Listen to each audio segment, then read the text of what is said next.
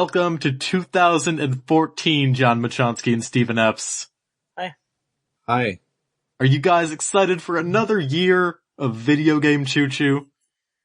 Well, this year was already a friggin' train wreck, so how could it get worse? I say as I look into the camera, grinning, and then a tear comes from my eye, a single tear. I haven't killed myself yet, so I guess that's an accomplishment. So how were your holidays, guys? How was the new year? What'd you guys do? Huh? Anything good? No. Crack. Yeah, that sounds about right. Sounds about We consistent. did jack shit these holidays because, well, okay, no, that's not fair. I went to eat Chinese food 2 days before Christmas, and then on Christmas I didn't do anything. And then I went to go get some presents for my family, except I didn't get anything. I got like $50, and then I went home and I got all sad. You took a great picture with an Olaf the Snowman plushie, and I think that's the real meaning of Christmas. I did. There was this ever-present Olaf the Snowman plushie that was at this, like, family party of mine. Oh my god, by the way, my incredibly Jewish aunt was at the party, and her husband, who is my uncle, works in China very regularly. Like, he goes there, like, spends half the year there sometimes. I think you were telling the story on the Game of the Year podcast. Like, wasn't he saying racist things about the Chinese? I think so, but I don't think I told you the part that I want to get at, which is, she asked him what silly goyim was in Chinese, and he responded gaijin. So that was an event that happened. Racist white people abound at Stephen's Christmas party. Happy birthday, Jesus. Well, you live in Georgia, man. That's just what happens. Oy Yeah. vey. Oy vey. Oh, that was offensive. It's okay, though. My aunt John. is Jewish. Yes. John, I've been watching a lot of House of Cards recently. Okay. Cause like, I've been pretty busy, and I need some background noise while I write everything in the world. Sure. And the more I watch House of Cards, so House of Cards is about Kevin Spacey as a walking North Carolina accent. And he is a political man, and he does a lot of backstabbing and political things. And the gimmick of House of Cards is that he talks to the camera pretty often. Like, just breaking the fourth wall. It's not a documentary type thing or anything. He's just talking to the audience. And the more I watched this show, the more I thought it would be really funny if we remade House of Cards again, but with John Machonsky instead of Kevin Spacey. Just having me talk to the camera? No. See, here's the rub. Here's the twist. Cause, you know, when they remade House of Cards for an American audience, it's Netflix. You can get it all at once. It's American, so that's different. When you remake something, you know, you gotta freshen it up. You gotta add something. Yeah. So what I was thinking is that we take the American House of Cards, do nothing different with the dialogue and the story and everything, but instead of you talking to the camera, you just look at the camera and say, Hup. Hup. Every time. Well, Mike, that is a fantastic inside joke that only a couple of people are going to get. So, like, while we're at it, why don't we remake Breaking Bad? Why don't we remake Breaking Bad? Mike can be Jesse, and that's it. Just Mike is the dumbass on the show, and nothing changes. All right. The first thing you do, John, is you just walk outside and you snap a dog's neck and say Hup into the camera. And this is the reason I thought of this idea. We can call it Hups of Cards. You hear that deafening silence? That's nobody thinking your joke is funny. What the fuck? We're 4 minutes into this podcast, Mike. I don't know if you guys noticed, but like half of the things I say just to amuse me. And by half, I mean everything. Alright, maybe some of the 10,000 people that listen to our podcast found that funny. I wouldn't want to speak for the people that don't talk to us. Hups of Cards. Hups of Cards. I'm gonna Photoshop that later, just for you, John. Look, podcast listeners, me saying Hup is hilarious, but I haven't introduced you guys to it. I did a little while ago, but I'm gonna give you guys another taste of it. You've done it a couple times. Have I? Yeah. Alright, well let me just do it again really quick. Hup! Yeah. There you go. He does that. Thank you for clipping the audio. Mike's gonna look at this later and he's just gonna see a big block of red. Well, that's what he deserves. He's the one who brought it up. It's his fault. There you go. All I know is that there's a girl in Kill la Kill that says Hup, and that made me laugh when I saw it. Because now that girl is officially John Machansky in Kill la Kill. Yeah, I'm really glad that I'm in that anime. And then, thinking of a TV show for Steven, I just kept going back to Steven in The Bachelorette. Like, from several months ago. That was like, wasn't that like Velocity Gamer when that was a joke? So. Yeah, I remember that, yeah. Where Steven was on The Bachelorette, and instead of trying, he just walked around in a fucking disgusting white t-shirt playing his 3DS. Like an oversized white t-shirt and like really fluffy pajama bottoms. And like the Bachelorette was only interested in him, and he's surrounded by these hunky models. But the raw sexual magnitude of Stephen Epps is just irresistible. No, it wasn't the raw sexual magnitude, it was the fact that I seemed disinterested in everybody. It was the fact that I wasn't paying any mind to anything pertaining to the show. They thought I was mysterious. They thought, based on a true story, based on my entire high school career, was like, back in high school, I would like just be there. I would show up for school. I wouldn't really do much outside of like talk to my friends at lunch. And then I would like fuck around in drama and then I would go home. In any other class, I never talked to anybody. I never said anything. I would just do my work and then I would like put my head down and pretend to go to sleep. And everybody outside of my drama class used to think that I was the most interesting, deep, cool person in the world. They would see me and they would see, that guy has good grades, but he's not a nerd. He is the coolest dude in the world. He doesn't fuck around. Rumors would spread about me about how much of a badass I was. And at the end of the day, I was just like, I don't feel like talking to people. This is just it. That was it. That was all. And I didn't even find out about this until like my senior year, where one guy came up to me, one person brought their dog into drama class and I was like playing with the dog because I think dogs are awesome. They are. And yeah, dogs are awesome. And so I was playing with his dog and I was like baby talking at it because I'm stupid. And this one guy came up to me, he's like, you know, Steven, and this is the way that he talks. He's like, you know, Steven, I know you like to put on this face where you pretend to be this big tough guy that doesn't say anything. But I know that deep inside in your heart, you really are just a big softy. And I was just like, who the fuck are you? You come up to me. You say these things to my face. Who the fuck are you? No, I was just like, what the fuck are you talking about? And I like started talking with my friends about it. It's like, yeah, dude, everybody in the school thinks you're so kind of cool mystery person. It's like, I just thought they were fucking making fun of me. Everybody would like back off away from me. They wouldn't get in my way. They would girls would come up to me and be like, hey, Steven, could I and I'm just like, no. Everybody was like, I just thought they were making fun of me. They actually think I'm cool. What? It's like, yeah, dude, you remember that time back in freshman year when you slapped me in the face? I was like, yeah, it's because you were being a dick. It's like, people still talk about that, dude. I was 2 feet taller than you when you did that. It's like, what?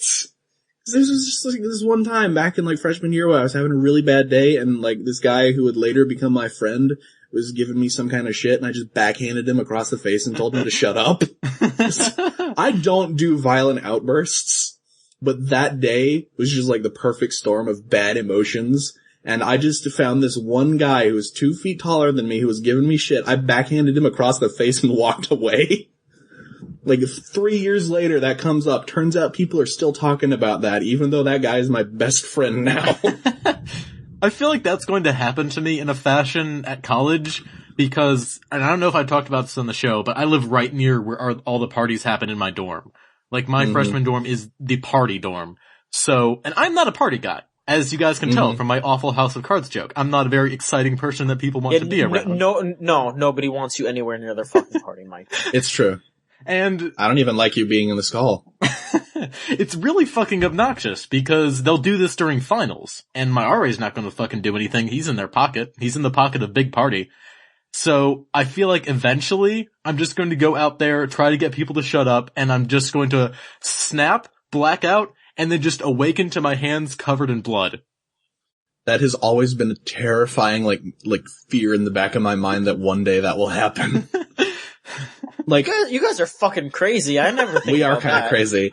But that just goes to show you, it's like, I guess this can be a bit of a life lesson on Video Game Choo Choo, getting real right now. Yeah.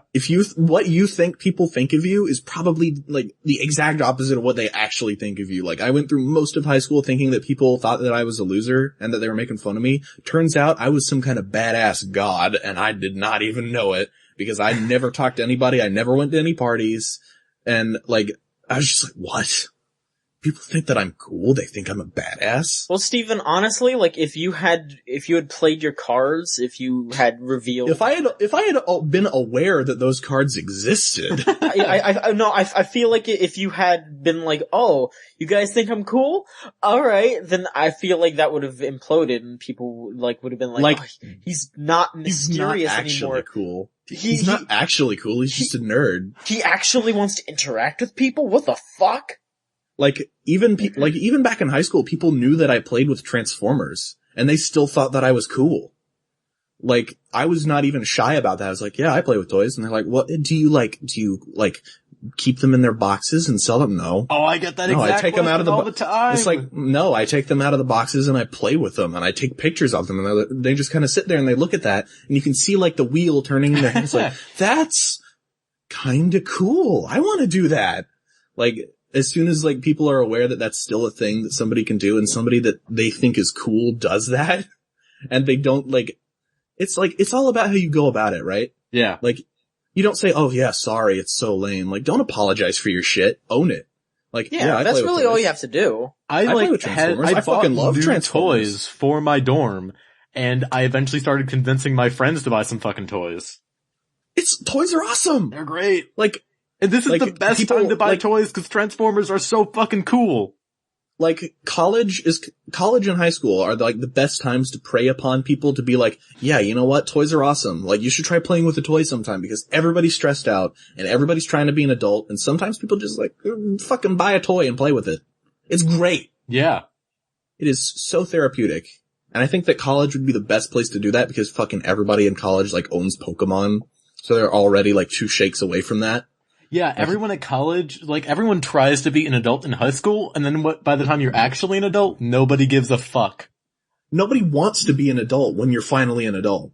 Yeah. Like, it's like, just play with a toy. Like, go to Kmart and get yourself a John Cena.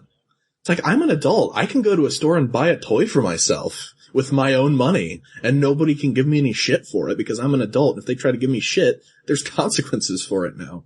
Like, it's great. Being an adult is simultaneously great and not great because you're not actually being an adult when you're being an adult. Guys, quick update. Someone on Tumblr told me to kill myself and I said no. Good. Was it for the Namco Life would suck thing? without you. I hope so. I hope it I pray that one day in this 2014 the Namco High resurgence occurs and I get more and more Anon hate. And I hope that, like, well into 2014, well after that game comes out. Oh, it's out. Yeah, I know. It's out. It's out. It's been out, and you're still getting shit for it. I hope I do. No, I don't. I haven't. This might be a rando. Someone just says, someone just like your top 10 kill list. yourself. No. But Gone Home. Whoa. So yeah, by the way, good. Our first ever Game of the Year awards are up. Gone Home, Game of the Year. Video Game Choo Choo. I'm okay with that. It was good. You guys knew that though because you guys listen to this podcast. You listen to the Game of the Year podcast, and if you don't go listen to it because those deliberations were fun. They were. That's spoilers then. If you didn't listen to it. If you didn't listen to it and didn't look at our website, videogamechoochoo.com. And I have no idea why you wouldn't, because it's a very, very nice website made by very talented people. And yes. Better than Giant Bomb. And us. We put up quality content every once in a while, but... Maybe you two. You know, I looked it over when I was writing the letter that we're sending off to the Fulbright company with their trophy. Gone Home is the only game that appears in all 3 of our top 10 lists. Yeah. Well, then that makes sense. Yeah. Gone Home is really good.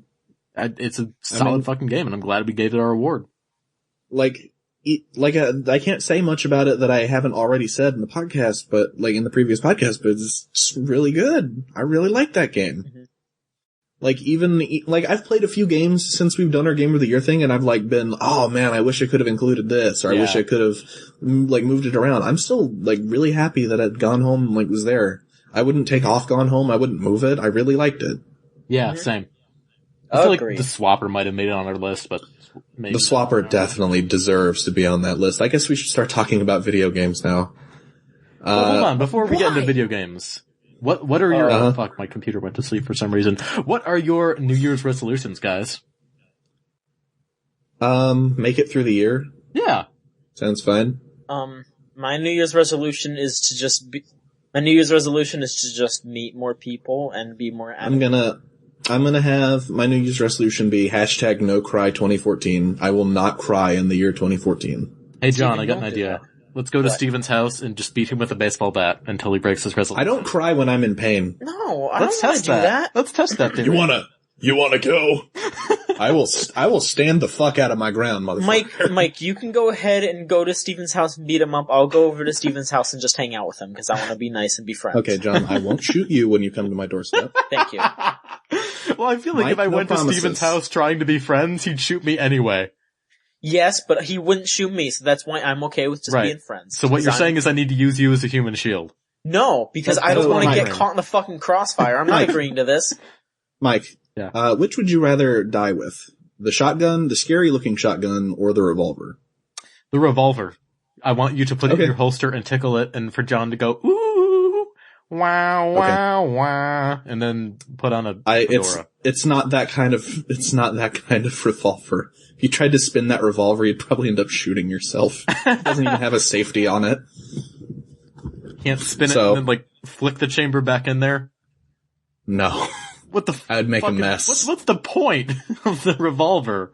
Home defense is my answer to that one. Yeah, you live in Georgia. People are just looking for any excuse to murder each other down there. Yes. I've got to protect my home from those people.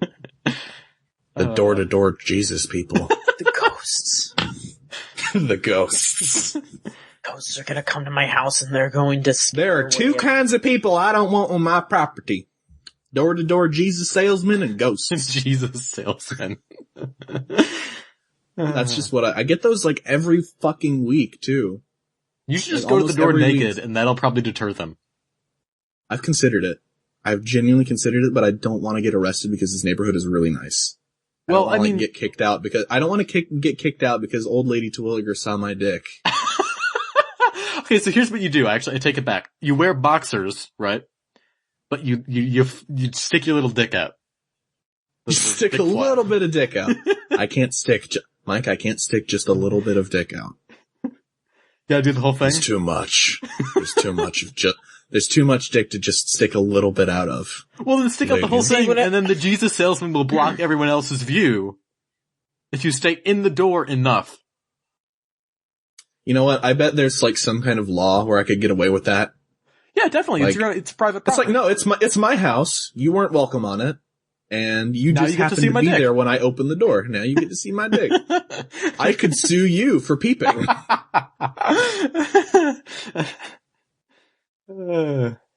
See, you come here on my property. See, whenever you look at my dick. Whenever a door-to-door Jesus salesman comes to my door, I always just give a different name. They always ask what my name is, and I always give something different. They always come up to my door, and they're always so nice, and it's hi, have you heard the good news? I'm like, I have, actually. Yeah. See, no, nobody has said that to me, because I feel like if that happened, I'd go, good news, cigarette juice! Just on the spot, I wouldn't be able to control myself. People have come up to my door and said, all kinds of shit in the ultimate, goal of selling Jesus to me. It's did you know that the Lord is coming? I'm like, better not be on my lawn. I hope he cleans up afterward. Yeah, I was about to say, you could just say, I'm coming in a minute, and then just start jerking off. That'll get him out of there. That'll get me in jail. See, I think your property. I think Mike just wants to. Is this fan service? Is this what fan service is? Do our lady or just male preferring listeners enjoy listening to us talk about our dicks? Because we have a lot of female listeners. I've noticed the Dick Choo Choo. Sometimes I wonder, because I know that some of your friends are they have I know one of your friends, it's just whenever I think most of our listeners are personal friends of ours, I always think, should I really talk about my penis? Don't talk. We have more listeners than just our friends, though. They're underage children that listen to our podcast. Should I really talk about? No, it's okay. We've literally titled an episode "Not for Children." I mean, that is fair. I put the explicit tag on there. Yeah, put the explicit tag on. It's just like the winner of our anime girl contest is 16 years old as far as I know. Should I really be talking about my dick? Don't talk about your dick. Okay, Yeah, I won't yeah, talk Steven, about, that's I what I'm won't here talk for. about, That's I pretty won't much talk my about life. my massive penis. That's pretty much my one of my life mottos is just don't talk about your dick. Don't do it. Don't That's talk alright. about your dick, especially when you're talking about showing your dick to old ladies that just want to tell you the good news and save your soul. Exactly. That is Those exactly. women come up to your door, and they come up to your door and they think, I'm gonna save this person, this poor sad lost soul, and then you open your door and they see your big hairy brown Johnson. They don't want to see your Johnson, but you're gonna show it to them? That's what Mike wants for America. That's why you shouldn't vote for him. Yeah, Mike, you're My political career is over. Your political career is over. You've lost the female audience. You've lost all of the audience. Maybe you've gained a few, but it was not a net gain. You did not profit off of this dick exchange. I still think it's really weird. Weird's not the right word. I just find it interesting how the people who buy our shirts are women. I'm okay with my face being on the chests of women across the nation, but only because I can say that. I guess, but like, why are guys not buying the shirts? What about video game Choo Choo shirts appeals to the female demographic? Is it us? I Are know, we cute? I know dudes Maybe. that bought Choo Choo shirts. You do? Yeah, but you always see pictures of really cute looking ladies wearing our shirts. I have seen 2 pictures of ladies wearing shirts. One of them was because they're Mike's friends, and then Yeah. Maddie that's just because And they're Maddie's all crazy. very cute. Well, all of the Choo Choo listeners are cute. Yeah, especially Yes. us. Disclaimer, all of the Choo Choo listeners, we're not Choo Choo Except for the underage ones. And I'm not cute. Yeah, you're cute, John. You know what? We're gonna have to like put a little like sign there that says cute changes definition depending on your age. Like, do I want to tussle your hair or not? No, Do I want to give you a pat on the head? Or, well, no, I'd probably give you a pat on the head regardless of your age. I just like patting people's heads. Yeah. That's just a perk of being tall. Yeah, I'm just gonna say I think that everyone who listens to Choo Choo is cute in the same way because I'm not like that. I think that I everyone. think Miles is the cutest, let's be honest here. Miles is pretty Chooch cute. listeners, I will pat you on the head and I will give you a hug. Yeah. That is an open offer to any Chooch listener. Yes. I will do both of those things. If you want to go further than that, I'll probably get incredibly nervous and decline the offer. John won't. But I though. will give you a pat on the head and give you a hug. John No, will John do won't. anything you want. John is a swag master extreme. He owns all kinds of fedoras. It's true, I do. Ask to see his condom collection. He'll show them to you. I got all these I'm planning on using one day. John, you're cute. You mean. should think you're cute. We're mean to each other. We're not nice. Like, if you want... No wonder our listeners don't talk to us. We're mean. They're We're very afraid of us. mean-spirited people. People talk to me, I'm nice. Yeah, because John's great. You are nice. You're great. You're like our mascot. You should sell like a stuffy of you. Oh, we should sell John plushies. Fuck. John plushie, we'll have one that looks like Cube, we'll have one that looks like him. It'll just be all of the different like There'll be like a animals from anime, Velcro but it'll chin have strap John's you can face. put on his face. It will be all of the cute anime animals, but it'll just have like a photorealistic like stitching of John's face. Alright, We'll the have like only way... Chibi John. No, listen. Here's what we gotta do. We just gotta get a Mono Bear plushie and slap glasses onto it. That's all we need There to you do. go. That would literally be John. That's all you need to do. And the official Steven plushie is like a Madoka plushie with just like really bad glasses. Make sure to make them slightly crooked. And Mike can be If you want a Mike Optimus... plushie, just take a shit in the Mike middle of the can, room. no, Mike can be Softimus Prime. You don't wear glasses, right? So No. no glasses on your Softimus Prime. That'll just be Mike. My vision's actually been getting better with age. What the fuck? If you want to give us hugs, but you don't want to give us hugs, And I don't if you blame want to you. if you want to give the idea of Steven a hug, but not the actual Steven, because actual Steven is pretty disgusting.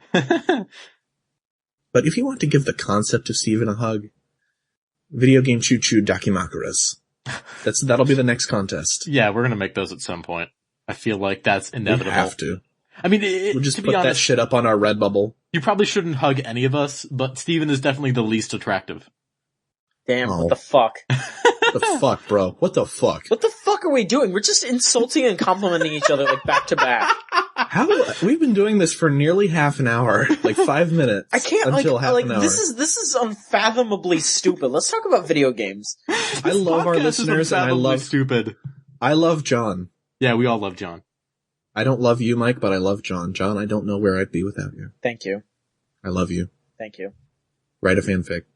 Don't. That wasn't for you, that was for the listeners. Yeah. Write a fanfic. Please Don't. write a fanfic. I have Please friends who don't. write fanfics. Don't. A Choo Choo Across the Stars. I have friends who write supernatural fanfics, so they know how to write Give me a good chooch, fanfics. give me a chooch on the cheek. Okay, listen, Choo They Choo write fans. fluff like it's Choo Choo nobody's fans. business. Choo Choo fans, listen to the seriousness in my voice. I'm okay? gonna edit this Do out, not- John. Do fucking not write a fanfiction about me. Don't do it. Don't you fucking dare. Write like a super hardcore fanfiction about me and Mike, but like include John in the last paragraph, not even doing anything bad, but just so he's in it. Well, no, what they need to do is Like John walks into the room immediately after Mike and I have finished and put our pants back on. He's just like, "Hey guys, what's going on?" "Oh, nothing." First off, I'm gonna edit what John said, so he's saying do write fan fictions, but I think the hardcore fan fiction should be about me and Steven, because clearly we have a hilarious will they won't they type of thing going on here. But with we are John, both tsundere for each other, I believe is the proper term. yeah. For John, I will be the Kagami to your Konata. That's some relevant anime reference. Jesus Lucky Star. Christ. yeah, for John is where you get into the fluff, like the AUs. So like, if you want to write a story about John and Steven meeting in a high school, and then falling into a deep love romance before finally consummating their relationship. Like non-sexual cute anime love. Yeah. Like no sex happens. Let me tell you something. But like I pat John on the head and he says how unpleasant desu. Let me tell you something really quick. This just reminded me of something. I just remembered that I wrote like 3 chapters of a John and Revolver Ocelot friendship fan fiction, like when I was in middle school. Like John, you, do you have this? Do you have this on you? I'm gonna have to dig it up. I gotta find it. When I wrote a fan fiction once. It didn't go well. Steven, you need to tell Should we this story. talk about that? Yeah, tell this Okay. story. This is a great story. I was given a prompt by a friend online. I used to hang out with a bunch of people on the internet. This website has been like long defunct. So Laserbeak. Laserbeak. The Laserbeak community. Do you want to talk about that for just a second? I feel like we need to Not give really. some context to that. Okay, laserbeak.org was a group of people, like 10 people that used to, troll the TFW 2005 forums. And basically the website was just like a cool kids club. And it was really stupid. And I'm still really good, I'm really good friends with these people, but that's beside the point. Like, I still talk with these people. We're best friends. We've known each other for like 5 years. So, anyway, I was given a writing prompt. And the writing prompt was, so there I was playing Fallout 3 when, and then that was the prompt. And taking that prompt, logically, I made the decision to write a fanfiction, about Adventure Time with Finn and Jake, where Finn and Jake have disgusting, rough sex. Now, this was at the time where Adventure Time... up? No, we'll get to that. Okay. This was at the point where Adventure Time was like 3 episodes that had just come out. And I thought to myself, there are gonna be some weird motherfuckers on the internet that are gonna wanna read a fan fiction about Finn and Jake boning. I'm gonna give them one. So I wrote the most disgusting thing that my 15-year-old mind could come up with. That just taking the idea of a dog that wants to have sex with a 13-year-old cartoon boy, and the dog has stretchy powers that can extend to any part of his anatomy. And so logically, the fanfiction ended with Finn dying of his injuries. But it was okay. It was okay. Because they died giving each other a bro fist and agreeing that was the best thing ever. And then at the end of the fanfiction, it was either Kamen Rider Black RX or Kamen Rider Stronger, depending on what week it was, because I later edited an ending in there to change it to Kamen Rider Stronger. Kamen Rider Stronger descends from the heavens and says that, Jake, you just fucked Finn to death. And so he Rider punches and Rider kicks the shit out of him until he dies. And the fanfiction ends with the narrator praising Kamen Rider Stronger for purging the world of evil. This is all very stupid. Yeah. John is probably in catatonic shock right now. I'm just shaking my head. You're just shaking your head. Anyway, I wrote a fanfiction where Finn got fucked to death by Jake. But it was okay because they were cool with it, and then Jake got killed by Kamen Rider. And To this day, like 5 years after I wrote this stupid thing, I still get reviews for it. Where people will come up and say either, bro, this was the funniest thing in the world, I can't believe all these people giving you shit, or people will be like, that was the most disgusting thing in the world, I can't believe you would write that, why? And like, there's like nobody's into it either. There's not even like the occasional deviant that says, oh yeah, it was hot. No. I don't think that's the best part of that story though. Well, my favorite part of the story is one of the reviews is from someone in the army, who said that, like, he read this to a bunch of his friends in the army and they all thought it was hilarious. Oh god, no, I did just remember the best part of that story. Oh my god. Penn Ward, creative director of Adventure Time. I'm not sure what the fuck he does, but he's like the guy behind it. Evidently read my fanfiction over the phone to the crew of Adventure Time. And did like character voices and everything. Read that shit over the phone to those people. And this was, revealed by an ask from Natasha Alligeri. I don't know how to pronounce her last name, but. Alligeri. Natasha Alligeri. And she had like this, Formspring. And you can't find the ask anymore, sadly. She deleted her Formspring and that got rid of everything else. But it happened, evidently. This Penn Ward read my fanfiction over the phone, and ever since I learned that, and I learned that like a year after I wrote it, ever since I learned that, I've been like nervously waiting, like deciding, should I really contact Penn Ward about that? Should I really come forth and say, dude, I wrote that when I was 15 years old, and I've known for like 4 years that you read that over the phone. I just wanted to say that was me. You really should. I really should, but I don't know how to go about it, and I don't really want to. I don't want to, like, come forward and say, dude, because I don't know what'll happen. Like, what'll I gain from that? Will he, like, say, dude, you want to write for the show?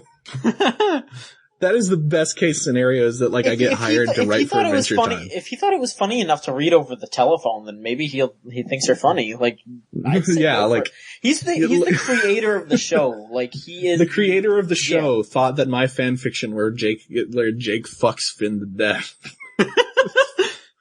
was funny enough to read it over the phone and do voices for it. I just, like, oh my god, I don't feel bad about writing for that, but, it's just a proud moment in my life that I have no business being proud about. So I tried to find the John and Volverossela fanfiction, and the website that I posted it on is now defunct, so I'm kind of a little upset. That sucks. That's a shame. No, my Adventure Time fanfiction is still up, and I think it's one of the first fanfictions for Adventure Time on fanfiction.org. And it's just titled Adventure Time, and the subtitle is something like A Tale of Adventure, Love, and blah blah blah. Like, it doesn't clue you in into what's in it other than rated M for violent sexual conduct or some shit. Like, oh, I'm surprised it didn't get taken down in, like, the years that it's been up there. Yeah, like, fanfiction.net went through, like, a mature stuff purge, like, a year or two ago. It's still there. Like, I remember seeing a bunch of people complaining, like, oh man, some of my favorite smut fanfics are just gone. I'm like, well, too bad. Yeah, like, I think okay, this is like no joke. I launched the voice acting career of a guy because of that shit.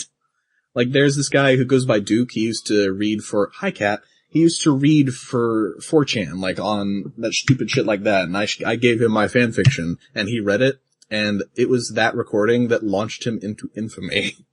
And eventually he's like doing voice acting for indie games now, and my cat is being bad. Cat, go away. Really. I'm trying to talk about porn. There you go, Steven. You're famous now. I'm famous. I was famous before I did the chooch. I just had a thought. Yes. What about we start a new tradition on Video Game Choo Choo? What?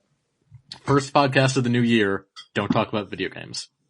No. Because I feel Absolutely like not. Half an hour into this, haven't even mentioned them once. Because I actually have shit to talk about. God damn it. You know what? I'm just glad that I got to talk about that on the show before it, like, came up later. Because even though I'm not embarrassed by it at all, and I don't care, and I would, like, gladly come forth and say, oh yeah, I did that. If I didn't talk about that on the show, just because it completely slipped my mind, someone would dig it up later if the show took off and be like, look at what Steven did. Yeah, I did that. So? And no matter how, like, nonchalantly I would play it, it would just happen. Destructoid would run, Kotaku would run, Video Game Choo Choo host writes Adventure Time fanfiction where Jake fucks Finn to death. By the way, if you're triggered by the idea of Finn getting fucked to death by Jake, it was consensual. It was entirely consensual, and they were okay with it afterward. Like when they were basking in the afterglow, they bro-fisted and agreed that it was awesome. So, consenting Everyone adults. Wins. Consenting no dogs. No harm, no foul, except for the part where he died. Hey, and I mean, when he died, he agreed that it was awesome, and then he passed away peacefully, and it was very touching, and then Kamen Rider Stronger avenged his death. Or Kamen Rider Black RX. I actually prefer it to be Kamen Rider Black RX. Because then you get the line, I am the child of the sun! John Wachowski, what video games have you been playing? Avenged I am in a different fucking world right now. So I got Persona 4 Arena like a night or two ago, and I've been playing the hell out of that. I'm trying to learn it. You are far more patient than I am. I really, really like it, but I'm not super great at it yet. Yeah, I also got it like a week, or like around Christmas. I played it once, I played through like the entire training mode, and then I was just, I'm fucking done with this. I don't know, it gets a lot easier once you kind of understand the characters. Like, if you play through the challenge modes for the characters, they kind of give you all the basic, like, moves, and then they're just like, okay, now you can figure out combos. Like, you can actually hit the square button a bunch of times and do a very basic combo. Like, they just give you a basic combo if you mash the square button, which is nice. But, like, later on in the tutorial, it was like, do a Hadouken motion and press 3 buttons at the same time. Like, I remember you were complaining about this, and it was just... Yeah, that's a little much for a PS3 controller. I've gotten more used to it, because, I mean, I do play a lot of fighting games, so that's not as bad, but it's tough. It's pretty rough. Like, I'm proud of myself when I do a regular Hadouken. I mean, it's an Arc System Works fighting game. Those are the hardest ones. I mean, Persona 4 Arena is supposedly the easiest Arc System Works fighting game, but that's still, like a notch harder than Street Fighter or something like that. I'll stick to Dive Kick, I think. Oh, I'm still sticking to Dive Kick. But I don't know. I'm having fun with Persona 4 Arena. So if any of you Chooch listeners play Persona 4 Arena, message me on my Tumblr, Surfbot42, say hey. I don't even know who my main is gonna be yet. I'm leaning toward Aegis just cause she's like a technical rushdown character, and I really like characters like that. I have no idea what that means. Okay, don't explain it. We'll be here all day. No, we got not video games to talk about. I can explain it in like a sentence. It just means that they're really good at like keeping close to enemies, but like a technical not a rushdown character means that they have more projectiles too, so they can back up if they have to. Okay. At least I think that's what it means. I tried to play as Kanji and I got my shit slapped by also Kanji. Yeah. So, evidently Kanji's the worst character in that game, and when I learned that, I think that kind of just cemented it's like, well, I wasted those $30. Kanji's the worst character in the game. Okay. I'm having fun, because there's a bunch of cute robot girls I can play as, so. I do like cute robot girls. Listeners, if you are a cute robot girl, hit me up. Or John. Or hit either of us up if you're a cute robot. Nah, I'm good. You don't want a good... You're good. All the cute robot girls for me and Steven. You want to pat... are you telling me you would not pat the head of a cute robot girl? I'd do that, but nothing else. I'm good. What else is there to do? What do you mean? Some smooching, maybe? Well, smooching. That's a little risque, but I mean, if you want to get into that kind of stuff. Maybe I do. But not with... I'm good. I'm good, though. I'm good. Okay. So yeah, Persona 4 Arena, I don't know. I originally tried to play it a while ago, but that was before I beat Persona 4 Golden, but now that I've beaten Golden, I appreciate it a lot more. It's really weird though, because Johnny Young Bosch is Narakumi in this game. And you can't and he was also Adachi, and their voices are super similar, and it's really off-putting. I'm like, oh god, it feels like he's just Adachi, but younger. It's weird. I don't know what you're talking about. It's gonna be especially weird in the sequel because Adachi's actually in the sequel. So I want to hear those two have a conversation. Yeah. I don't know what you're talking about. I still have yet to play, like, past the first day of Persona 4. Jesus play, Christ. You should play more. Not like literally the good. first day, but like the first time that you go into the TV world. Like, as soon as that stops, I haven't played it past that. You should play more, man. It's really good. I don't like the idea of playing the portable game that you can't just, like, play for 20 minutes. You have to sit there and it's just a visual novel. It's a good bed game. Sit in your bed and play the Persona. Yeah. I mean, I could sit in my bed and play Persona, or I could get my laptop. Whatever. Anything else, John? I downloaded that Tekken Revolution game, that free game. It's weird. It makes me want to play like a legitimate Tekken game, like it's making me want to go pick up Tekken Tag 2 or something like that, cause it's should get Tekken Wii U version. I've been seeing like copies of that like all over the place since Christmas. I could probably get that for super cheap, cause I got mine for $20 at like Target, and I found it like in the baby section. Like I was walking to the toys and I saw a copy of Tekken Tag 2 hanging out of the baby shit. What the fuck is this doing here? I had literally never seen a copy of that game before in person, before I just find it in the baby shit. Like, yeah, no, it's Tekken, but it's restrictive. Like you can only play a certain amount of matches. You can play through arcade mode like twice a day. It's weird. So it's like free to play, business model type thing. Yeah, you can like level up your character. Like I have King slightly leveled up, but that's about it, because the only character that matters is King in that series. So King is in Namco High. King is in Namco High, and it's pretty bad. You date King? Exactly. No, you can't. That's why that game is bad. Fuck it. I'm playing Infamous 2 as well. I'm just playing a bunch of PS3 games, guys. Playing a bunch Infamous of PS3 games. 2. I'm really liking Infamous 2, but for some reason, I don't know. I don't think it's because I'm using the DualShock 4 on my PS3. I don't think it's that, because I've been playing other games and I haven't gotten any problems. But for some reason, I keep running into these weird ass bugs in in Infamous 2, where I just like rocket across the map. That's so weird. Like, did that ever happen with you, No, Mike? Or? I have never seen a glitch in Infamous 2. Infamous 1, a couple, but they had to do with like the AI of the enemies and like them getting stuck in the world. But no, nothing that affected the player character. Yeah, no, I don't know, I must just have like a special copy or something. Like someone blessed this disc of Infamous 2. This will be the shitty one. I don't know, it's still a really fun game. Came down from Mount Fuji. Yeah, I'm still having fun with it, and I'm not saying that it's bad. I'm just saying it's really weird that all of a sudden I'll just rocket across the map like, oh god, what the fuck? I think it's pretty scary. If you asked me to make a top 10 games of the generation list off the top of my head, Infamous 2 would probably be one of the first games I mention. I don't know. So far, I wouldn't say that. I like it, but it's not that great to me. But how far are you? I'm not super. Yeah, not super far.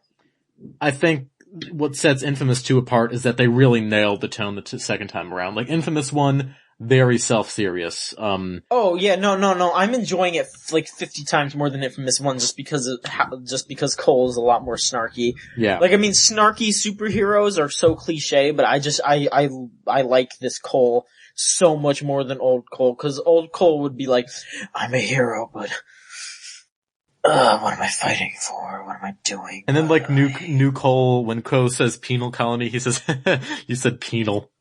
Yeah, it's like fun. That levity it's much needed, especially in that series.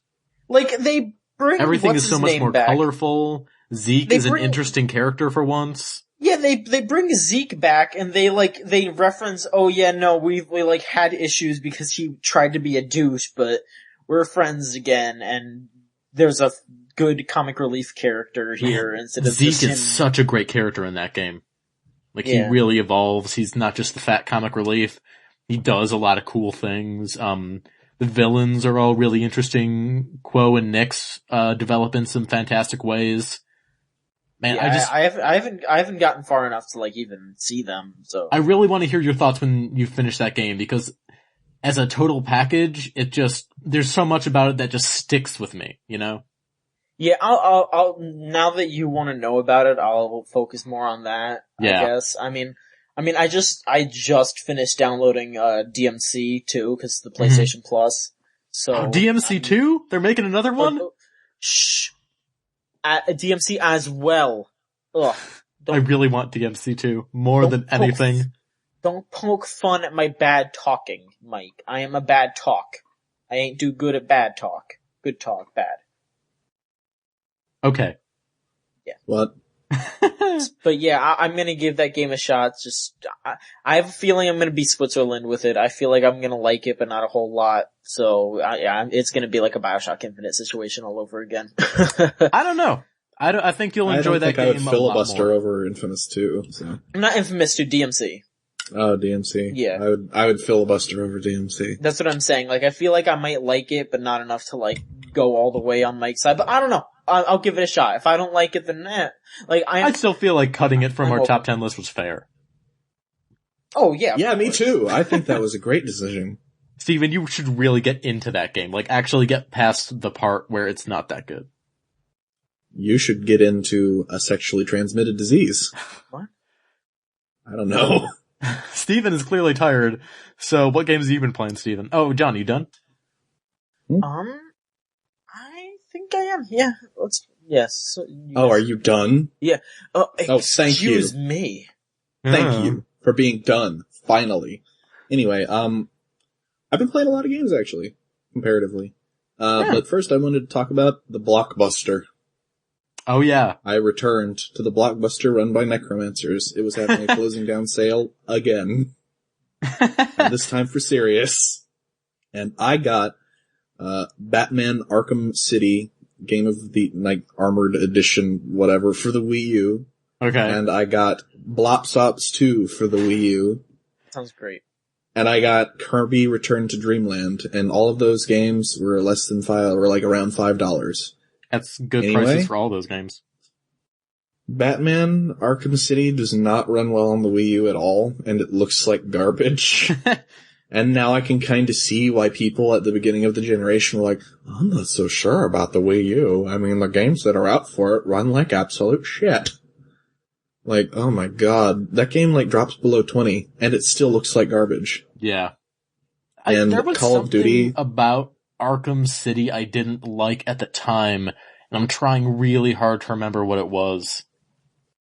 I played a little bit of Arkham City like way back when on my computer, like nearly a year ago. Yeah. And I think like the main thing that I didn't like about it is that it tried to do this whole open world thing, but you would still move in between of what felt like sections of Arkham Asylum from the first game. Yeah, that's what the big problem was that it tried to be open world, but it was still trying to pull you from place to place, and it just... Yeah, like, it didn't need to be open felt world. like a huge amount of empty space. Like, there was nothing going on. Like, here wasn't so good. I could find a random clue here. Oh, how exciting. Like, it was just Arkham Asylum, but, like, bigger and with, there wasn't less in it. It was just, like, spread out a lot thinner. Yeah. It's like the Dead Rising 3 problem of that getting around the map isn't very fun, and they make you do it so often that it just becomes like a pain in the ass. Like, you look at your marker, and where you have to go is halfway across the world, and you just, Yeah, it's just like, why isn't this, there? Like, why isn't it just like Arkham Asylum where it's like, oh, I have to go there and there it is. Like, right there, cause I'm playing a linear game and this is a linear game. Here's some neat things to the side, like, oh, I could blow up this wall over here and go on a little mini adventure. Like, the world in Arkham Asylum was still open and there was like a bunch of shit scattered around in that world. You could like, go all of the main stuff. All of the main stuff was just right there, like in a line, like right for you. What Arkham Asylum did great was that you could go on all these mini adventures and find little things and do all the Riddler bonuses, and it was fun because it was all in this nice compact area where you could just play around and have fun. And there was a bunch of things to do. And then when it was time to not screw around, you could just go right to the next thing. But then Arkham City everything is fucking everywhere, and there's just not enough there's enough content, but it's so spread out that it doesn't feel rewarding when you get it. It's like, okay, I got 5 items and it took me like 3 goddamn hours and now I just gotta fight Bane. Oh, okay, It's I already did that in the last fucking the side game. content is pretty good in Arkham City. Like what I saw of it, the Zaz stuff was pretty interesting. The Mad Hatter mission was fun enough. But you're right, it's just not worth going all the way across the city. It's like, hey, Batman, your new mission is to go fight the Penguin, and then, like, the Penguin, oh, it's on the east side of Arkham City, so then you just kinda like Spider-Man across the city, and Spider-Man passed all of these, like, wandering groups through the city that the game's like, why don't you go fight those guys? It's like, No. Why? No. It's like, hey, look, there's a Riddler trophy on the top of that building, why don't you go solve that? Thank you. I don't want to go solve that puzzle. I would just like to play the game. And then like 10 minutes later, I'm still Spider-Manning along. It's like, okay, finally I get to play the game. And then I have like a really nice, good bit of fun in this like level that plays just like a regular Arkham Asylum main story level. And I have fun with that. I fight the Penguin. I get my like little Batman fan servicey moments. Catwoman comes out and her boobs jiggle around all a bunch. And that's all fun. And then you leave the building. It's like, okay, Batman, your next mission is to stop Mr. Freeze at the subway. And then the subway is on the other side of the fucking map. Go there. And Thank it's just you, not Alfred. fun to get around. Can I call the Batwing? No, you can't. No, you can't call the Batwing. This is all true. But Also, the Catwoman stuff is garbage. Let's just remember the Mr. Freeze fight in that game. That fight was great. That fight Yeah. was fucking awesome. I loved It it. was really good. It was really good. But Like, then you all of had the to stuff play in that as game was Catwoman. really good, but then it was just like everything else. Like, it was the process of getting to the good stuff that was not fun. It just got boring. And I don't know especially that all the stuff in that game is really good. Like, especially compared to Arkham Asylum, I just didn't have as much fun with it. Besides the Mr. Freeze fight. Like, you have the Catwoman stuff, which is dreadful. You had that fight with the Joker and his buddies in the funhouse car room, which took me 2 hours to beat and almost made me snap a controller. Story's kind of boring and changes antagonists one too many times until it's just the Joker again. Yeah. And it's like all of this shit combined together with it doesn't run well on the Wii U. And like all of the Wii U tablet features are super duper shoehorned in. Like the one feature in that entire game for the little bit that I played it that I enjoyed with the Wii U tablet was like hacking into the radio frequencies, and you would take the stylus and you would just move it right on top of the radio frequency where it's supposed to go. It was all nice. It was all very clean. It felt like it didn't feel shoehorned in. But then later it's like, hey, you want to use your remote control Batarang? Start tilting the Wii controller so it'll go, woo, fly over the thing. It's motion controls. You also got to look at the camera. You like motion controls. I don't like motion controls, actually. Thank you very much. I don't like gyroscope controls. Whee! I'll be using gyro controllers. Like, oh, thank you, Batman. I can't wait to play this awful looking game running very poorly with a bunch of gimmicks that I don't like, and it's already not the best game in the world. So I can totally see why, like, people would look at this game and it's like, I don't want to fucking buy a Wii U. That looks like shit. I'll be using gyro controls. I don't get. And the that's why reference we that aren't you're making. reviewing Arkham Origins. Shrug. I don't even know if that's out on the Wii U, is it? Arkham Origins? Yes. I think? I don't know. Arkham Origins is just like more of Arkham City, and I don't want more of Arkham City. I want more Arkham Asylum, please. Arkham Origins did come out on Wii U, yes. Okay. That sounds awful. I also got Blops Ops 2, which I did not play. I put it into the console, and I'm like, hey, that looks alright. I got to the main menu, and I was like, oh, hey, this isn't so bad. Then I started looking at reviews online, and it's like, oh yeah, it drops into less than 10 frames per second. No! And then it's like, oh hey, yeah, it actually runs at below 720p. It actually runs by 800 by 720. No! That's weird. No! 800 by 720, are you high? No! I paid $5 for this, and I'm not gonna play it. I'm gonna sell it to GameStop for a profit. No, And- thank you. No, thank you. I also got Little Big Planet 1 and 2 at that Blockbuster run by Necromancers. I have not played that yet. I heard, from what I've heard, Little Big Planet is, both of those games are interesting ideas, but the actual platforming is kind of garbage. I've heard that they're like really good, and like the stuff in 2 that people make with the character creator is supposed to be super brilliant, just for like what people go, like the links that people go. Mm-hmm. like making space shooters and shit. Like, I guess. I don't know. I still haven't even put. Yeah, I still want to try it. The only Little Big Planet game I've played is Little Big Planet Kart Racer, and that game is okay. Yeah. What else did I play? I played a little bit of Sonic Racing on the Vita.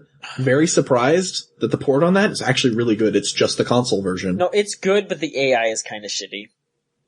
I have run into a couple AI problems. I have heard that the 3DS version is absolute fucking garbage AI-wise. Yes, that is what I've heard. I've heard that the 3DS version is garbage all around. The Vita version is playable. The Vita version is the console version. It has all of the content. It's got the same user interface. It has all the same racers. It looks like the console version, just with, like, you know, slightly, not worse, but, like, lower fidelity graphics. Yeah, pretty much. It's okay. I like it. Yeah, I mean, it's a good game to have on.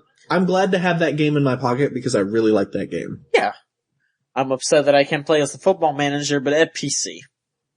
You know, I have it on the PC version. I'll play Football Manager when I go home. I'll be the samurai guy when I go home. What else have I played? I played when I get home. Yes, no. I'm not gonna complain about the Yogscast DLC, but I'm not gonna buy it. I think it's cool that it happened. I like the idea behind it. I'm not gonna buy that shit because I don't want to play Simon from the Yogscast. I bought it. You bought it? You bought it because I made you feel bad. Yeah. I made you feel bad about complaining about it, which I feel bad about now, but not really. What else have I been playing? Guilted. I can't be guilted. No, I have had all kinds of human empathy just ripped out of me by public school and, like, the ghetto. Anyway, what else have I been playing? I played a lot of the Swapper. The Swapper is really good, and I feel so bad about not including it on my Game of the Year list.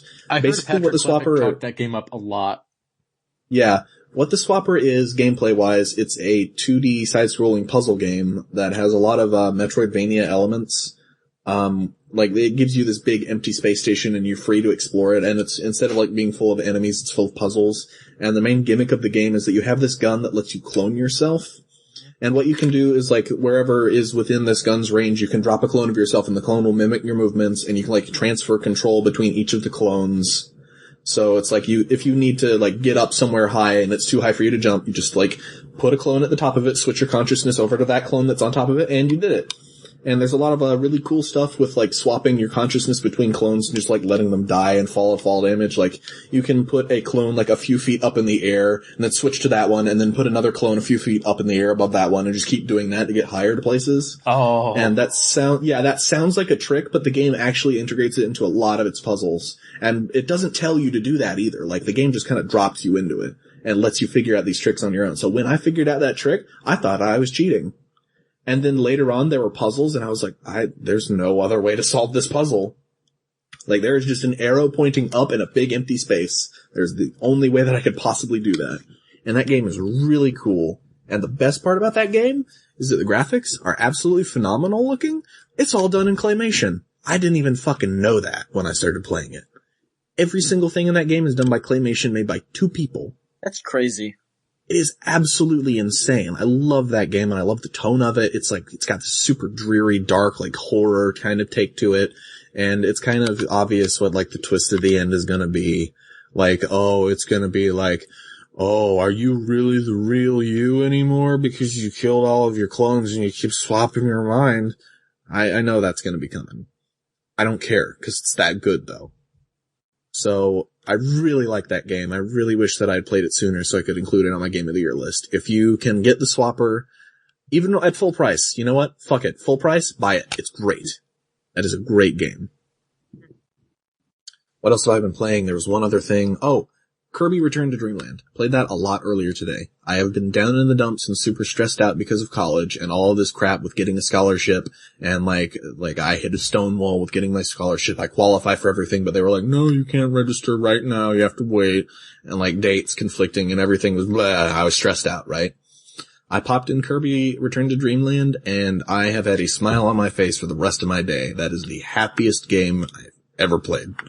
It is so relentlessly adorable and cute, and all the animations are super bouncy, and everything is just so cute, and it's easy. Like, that's another thing, is that I have not played an easy game in such a long time. That is so refreshing to just play a Kirby game. Like, any game that I play anymore, it's like, oh, Dark Souls, harder than Mega Man platformer, angry video game nerd adventure. It's so hard and hardcore. Like, and this is just play fucking Kirby. It's great. It's so cute and so easy, and you just feel great when you play it. Everything's all adorable. It's a good time. A good time for manly men to look at a pink blob, be happy. I love Embrace Kirby it. games so much. I love Kirby so much too. Kirby is just so refreshing, right? Kirby 64 is maybe one of my favorite games. If you like Kirby 64 a lot, you will love Return to Dreamland. Like, it takes the Kirby formula and, like, all of the different, like, copy abilities. They have, like, different moves now, depending on, like, what direction you're pressing on the D-pad. And, like, if you're running, you can do, like, dash moves. It's a bit like Smash Brothers, in a sense.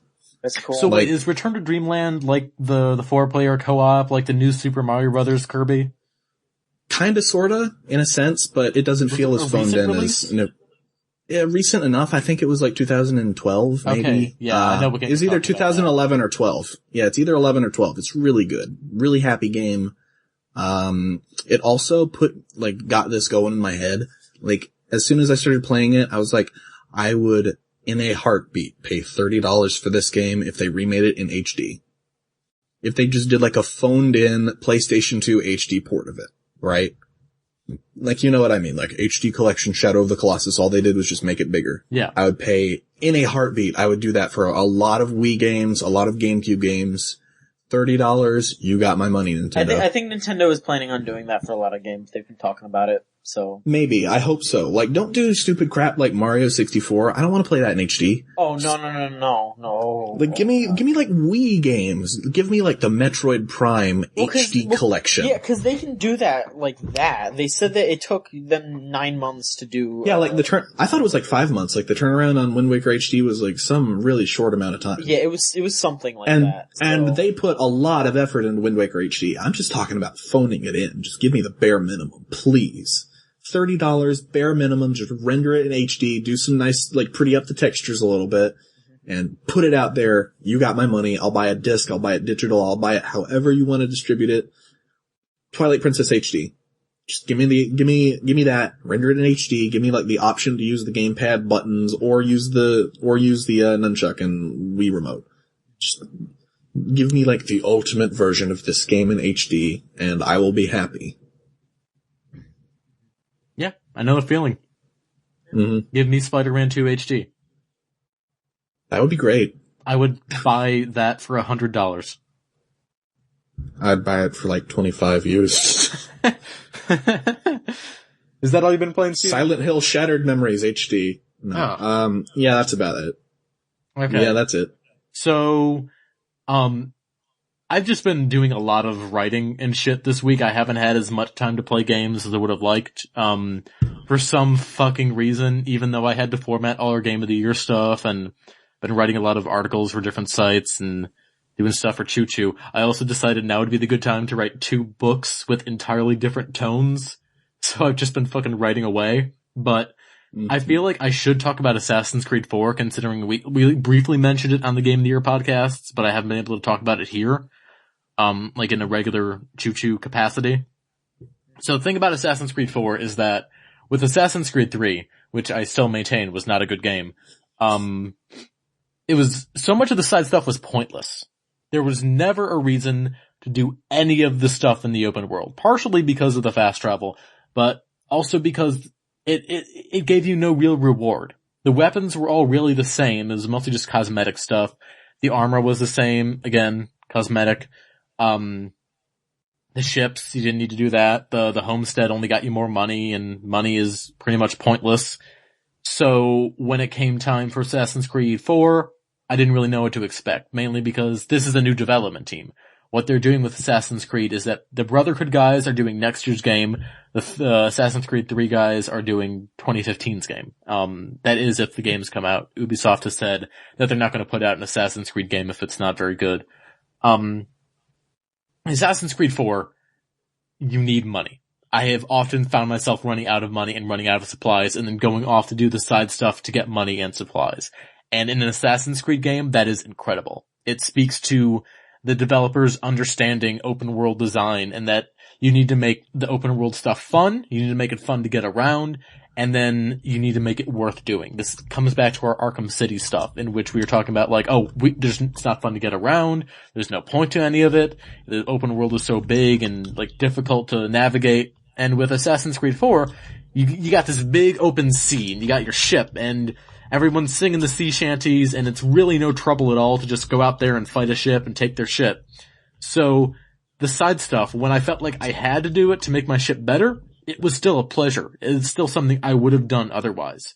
So, in that respect, Assassin's Creed 4 is probably the best Assassin's Creed game they've ever made. Maybe even better than Brotherhood. They still haven't entirely done away with the trail missions, the ones where you have to eavesdrop on people. Those are still the absolute nadir of those games, but they do a lot more fun and varied stuff. I wish they had done more missions where you just get to sneak around a large area and assassinate some people. They brought back because I wasn't sure how they were going to do this, because Edward's not technically an assassin, but they have the things where you assassinate the guy and then you're technically the animist, and they do their death monologue, and you have your conversation. And what really sets it apart this time is that Edward is now more of a character. These vendettas are a lot more personal. It's not like jobs he's taking. So he's like screaming at these guys like, you fucking betrayed me. You betrayed the pirate order. You were my friend, and you fucking turned us in. And they're yelling back. So this stuff has a lot more weight to it. It feels more like a personal story. I don't think I'd want them to do this again. I don't know how much success it would have, but by making the main character of this game arguably not really an assassin and then throwing him into this thing, it goes a long way. And it makes the story feel more interesting and more engaging. And I want to see Edward succeed because it definitely feels like his story and not just part of the larger Templar assassin thing, which I feel like was the problem with Revelation and 3. I mean, 3 also had the problem that Connor is a boring character. I mean, Jesus Christ. Fuck me, I don't want to... No more Connor. The non-anime stuff, the real world, current day stuff, also pretty great. I mentioned in the Game of the Year podcast how you have this character named John in it, and he's really good in the beginning. He's like this conspiracy theorist who's kind of helping out the assassins from the last game, but maybe not. Maybe he's got his own little agenda going on, and he's a lot of fun, but they do kind of bungle his development at the end by kind of tying it into the myth arc going forward. I can see what they're doing after 3 tied up a lot of loose ends, and it just feels like they're kind of spinning their wheels by adding a whole new dimension to the Assassin Templar conflict. Like there's basically a new faction by this point. And I don't know why they wouldn't have been brought up before. It does feel like they're just adding things to make the Assassin's Creed series continue. And I don't know if your nameless game developer protagonist is going to stick around for the next game. I can see that they might continue that. They might have him be a mole for the assassins as he or she, I guess. I don't know. You don't really know what that character is. They might just keep developing these games. I don't know that they should do that, though, because I feel like eventually they'd have to give them a personality, and maybe they lose a little something in that transition. But I guess we'll have to see. They did, in the game, there is a long sheet of all of Desmond's ancestors and their time period, so there are some pretty clear outs they could take for the assassin part of the game. But the real world stuff, I don't really know who the protagonist is going to be. I don't know where they go from there. But Assassin's Creed 4 is, it's probably one of the best games they've ever made. Between the super meta nature of the game development stuff, the improved story, the way they finally get open world, and just the really awesome sailing, I could not recommend this game anymore. I know, John, you got a PS4 now. I think this is a game you should buy. Buy it for me. No, not really. I'm just making a joke. It's okay. Maybe I will. I mean, it's probably going to be my only PS4 game for a little bit. I have Battlefield 4 coming for PS4 because I feel like we need to see what that game's all about in terms of it being fucking broken. We should probably cover that in some capacity, so I have a copy of that coming. Oh man. Now I'm thinking about Infamous Second Son. Now that I'm thinking about the PS4. I really want that game to come out. Speaking of which, on videogamechoo.com, you can read my top 5 anticipated games of 2014. No spoilers, but Infamous 2 is on. Infamous Second Son is on there. Yeah, if I was gonna make one of those, it would just be a huge picture of just the Smash Bros. Logo. That's it. Those are my top For 5 me, most it would, anticipated games. yeah. For me, it would just be like a big ass picture of Shovel Knight, and then like in the tiniest bit of the corner, there's both Ground Zeroes and the Phantom Pain. Shovel Knight is on my list also. Stole it from me. Shovel Knight's Nobody but fun. me is allowed to like. Nobody but me is allowed to like Shovel Knight. No, that's a good idea, Steven. Then I'll review it and give it a 2. I am married to Shovel Knight. Just fucked up. John, you want to talk about some news? Talk about some news. First up, I wanted to talk about something that is being brought up really recently, and I wanted to voice my concerns, okay? Some of CES is going on right now, I think, or it went down. I don't remember exactly, but, some of the Steam boxes got shown off at this event. Valve had a talk, and they talked about how they wanted to be competitive with consoles, and oh boy, they completely bungled everything. Like, them saying that they wanted to be competitive with consoles that's problem number 1 through 1,000. They completely fucked that up, because the whole point of the Steam box was that it should be cheaper than a PC, and be able to run all the games that a PC could, a higher end PC, but just at a slightly lower cost. But if they're just gonna try to go against the consoles are like $500, $600. And like even lower end Steam machines are like $600. Yeah, I have seen Steam machines that are $600, $700. I saw one that was like $1,300. Yeah, there's like one that's like $2,000. It's absolutely ridiculous. I don't understand what they're trying to do with this when you could just use no, that. okay, I can understand what's going on right here. It's like the very first people that are like getting in on this are the people that are already in the business of making pre-built PC games, like gaming PCs. Yeah, because so I saw like they're thinking it's like, Alienware making. oh yeah, Alienware's got the Alienware Steam machine. It's gonna be objectively less powerful than the one that I've got, but it's gonna cost $3,000 because it's got lights all over it. I mean, I think that like these are like early things. Like it's as it goes on later, as more people like start to look at this and say, you know, we could probably just make our own console and have it be a Steam machine and like have it be competitive, and people would buy it as long as we priced it reasonably, like at a loss. Yeah, like nobody wants to sell at a loss yet. I just can't see what Valve is, like, Valve is just throwing this idea out and just being like, here, everyone go nuts, and nobody's really doing anything good with it yet.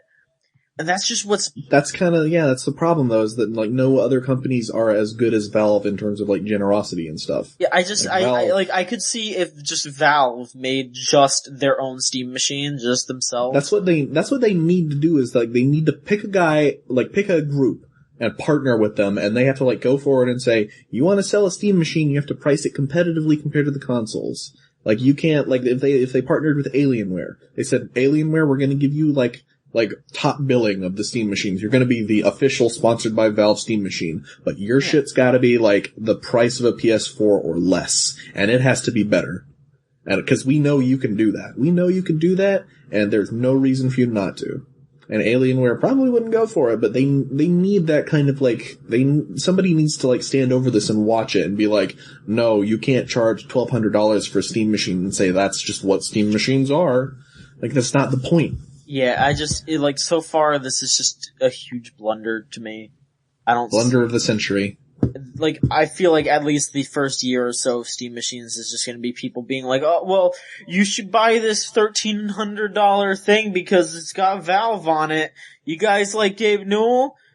He looked at it and said it was okay. Yeah, buy our game. Yeah, it's just like all this crap about Steam machines right now. I feel like it could have, it's just not paying off yet. Yeah. Like, I look at Steam machines and I think, why did I go a year in Team Fortress 2 without a single weapon added? Because all of the focus was on this crap. Well, that and the controller still looks like fucking garbage. It's weird. And I mean, they say, oh, it's a trackpad, but it's good. It's like, I have a trackpad. Every single trackpad that I have ever interacted with, I have hated. Yeah. It has gotten a little tiny, microscopic hair that you can't see on it, and suddenly, horizontal scrolling doesn't work anymore. Trackpads are the worst. Trackpads are the actual devil. And you gotta tell, and it doesn't even sound appealing to use one even if it worked, because they're like, oh yeah, you want to use it for, we're making a controller that you can use to play PC games on your TV. All you have to do is rebind every single thing, and we've even got a little handy mechanic that'll let you program macros, and to me that sounds like a bunch of bullshit that I don't want to have to do. I could just do that with a regular controller, and it's not a trackpad. It's like I could just plug in a 360 controller and not have to program any macros for games that are already compatible with it. Yeah. And then later, it's like, oh, do I want to play an RTS? Let's just, hypothetically assume that I'm an idiot and I want to play an RTS. I just play that on the PC anyway. Why would I want to play that on my couch? That's not a good idea. You need to be, next to the computer to play games like that anyway. Yeah. Just to see everything, just to see the user interface. The Steam controller is made to play games on a screen that's just not intuitive to play those kind of games with. Because you know what's going to happen if you try to play Civ 5 on a TV? You're going to be 10 feet away from the TV. You're not going to be able to see shit. You're not going to be able to read anything. You're not going to be. I have trouble reading shit when I'm right in front of the computer and I'm playing a game like Civ. Because the text is too small. Yeah, I'm not excited for that game console, any of those game consoles, and I don't understand why anyone else would be right now. It'd be kind of cool. It'd be kind of cool if I could call up my friend and say, "Hey man, you want to play Team Fortress 2 on your Steam machine?" "Oh yeah, bro, you want to trade some hats?" "Yeah, okay, cool." And have games on Steam just be the thing that people play now. You've got a Steam machine, we can play together finally. It's a neat concept in theory, but it's so expensive and it's so all over the place. It needs direction. It really does. That is the big problem, is that it needs someone to sit down and point and have them go down the line that man is pointing. I just feel like that's not gonna happen because Valve is just so adamant with letting everyone do their own thing. Yeah, Valve, it's a very Valve thing to do, to make this OS and just put it out there and say, you guys want to make a Steam machine? Go ahead. Yeah. We have the OS, just go for it. Yeah. And it's a very Valve thing to do.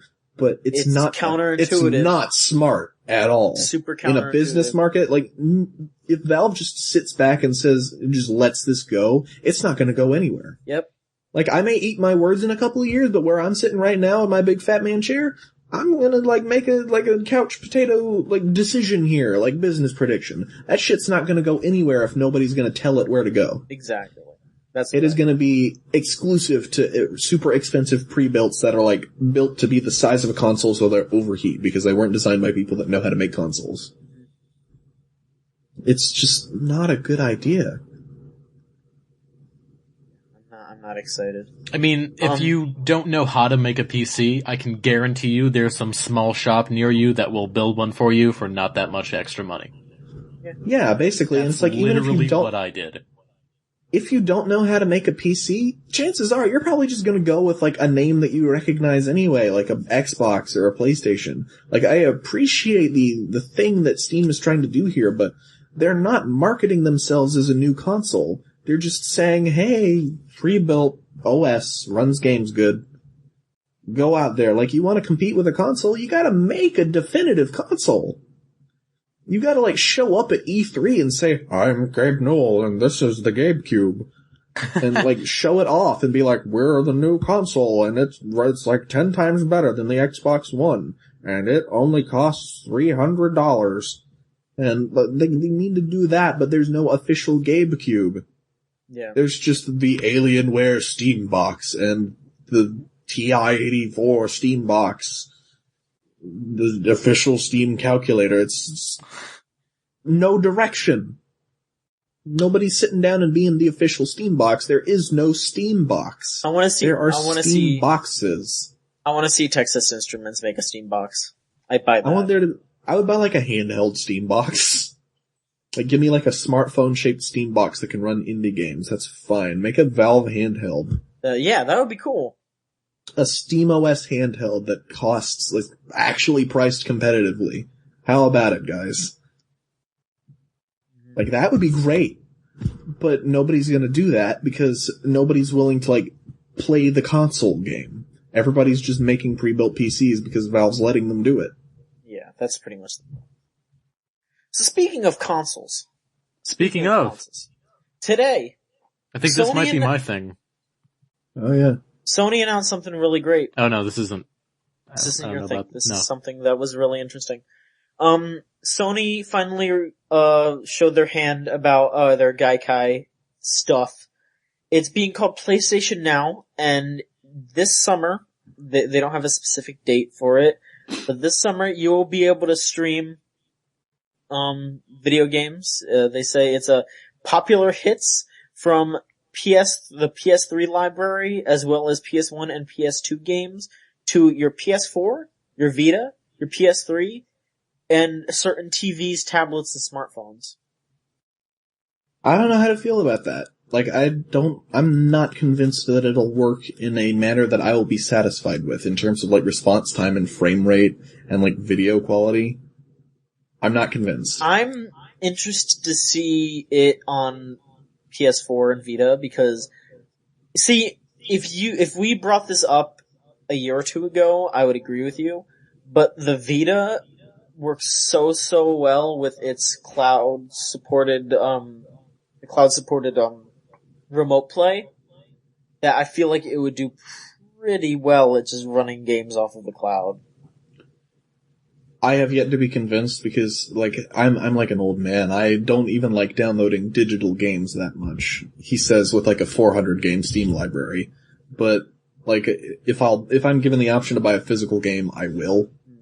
And to even consider the idea of not even owning the downloaded game, like the downloaded copy of the game is not even in my house. Yeah. It's being played, it's like being run somewhere in like some other state. And it's like, oh yeah, you want to play Resident Evil 4 on your PC, on your PS4 rather? You push the button and then, like a computer in like New Jersey is gonna start playing Resident Evil 4 and then you're gonna be inputting the controller over the internet.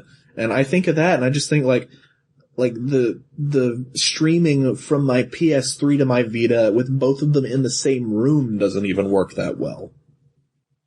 I don't know. I have used Vita to PS4 remote play a couple times and it works wonders, so. Maybe it works better on like the more advanced technology that I'm like too stuffy and poor to understand or comprehend. Maybe that's the case. It's well within the, like maybe I'm just getting old and I can't I'm having trouble believing how far technology has come. But when I think of like streaming a video game, the first thing that comes to my head is like, oh, my bill's gonna be bad. Oh, that's gonna ruin my data cap. And it's not even gonna work that well. I'll be watching like a YouTube video. I don't know. I think I'll maintain my old man stance until I get it in my hands and it proves me otherwise. But I'm gonna stay cautious on that one. Yeah, same.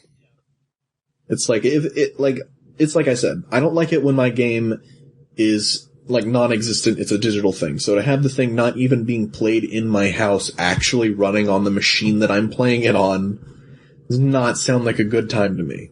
Like the CES demos, I'm gonna guess that there was some server actually there.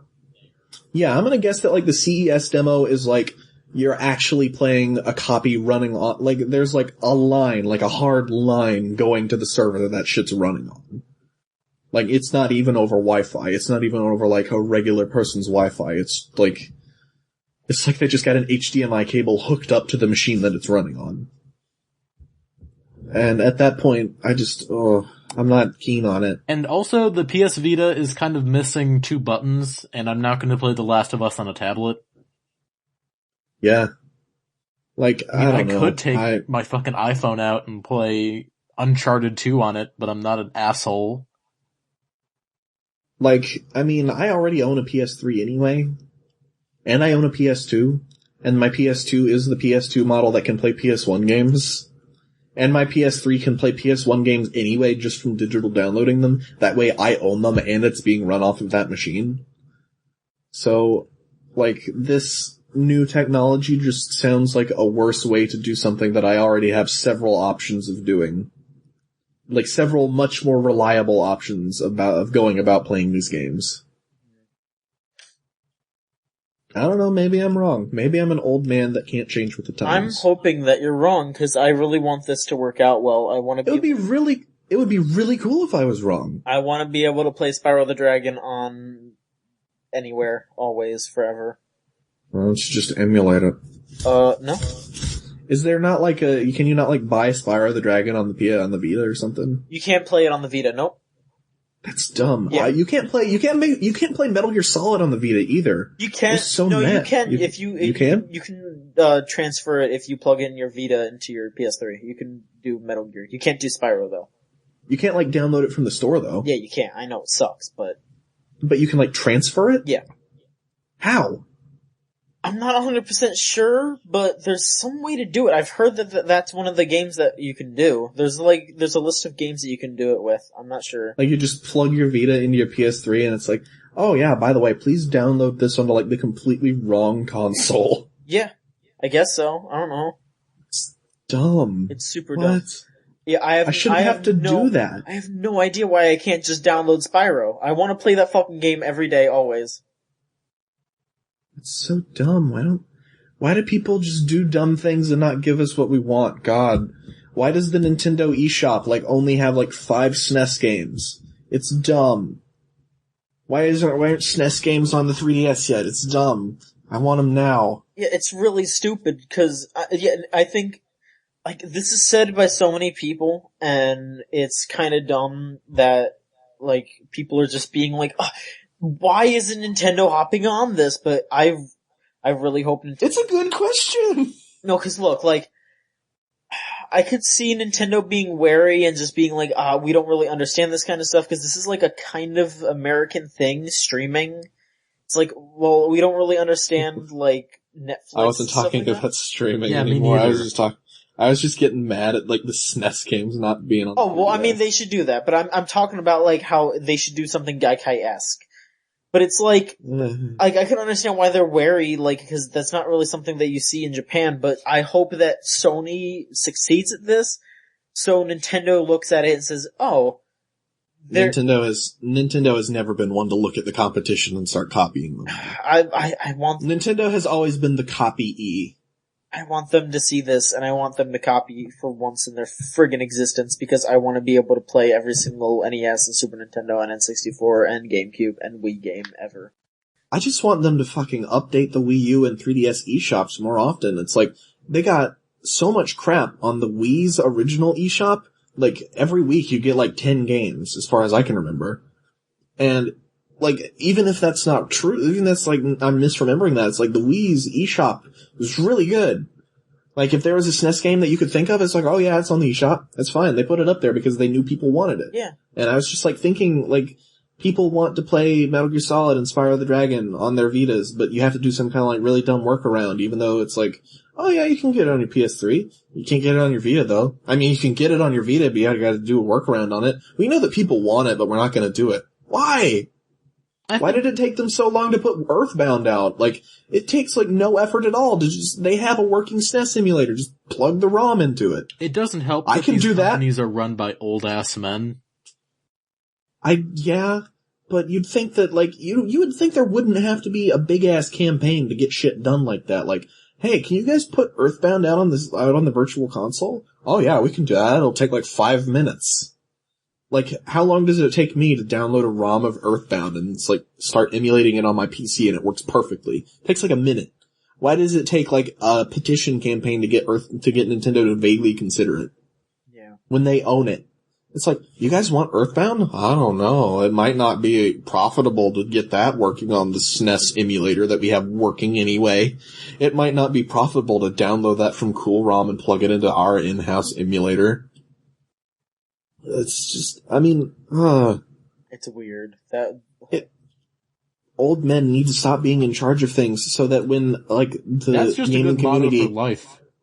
Yeah, it's just when the gaming community, all groups up together and says, hey, can we get Earthbound on the virtual console? Or, hey, can we play Metal Gear Solid on our Vita? Or, hey, can we play Spyro on our Vita?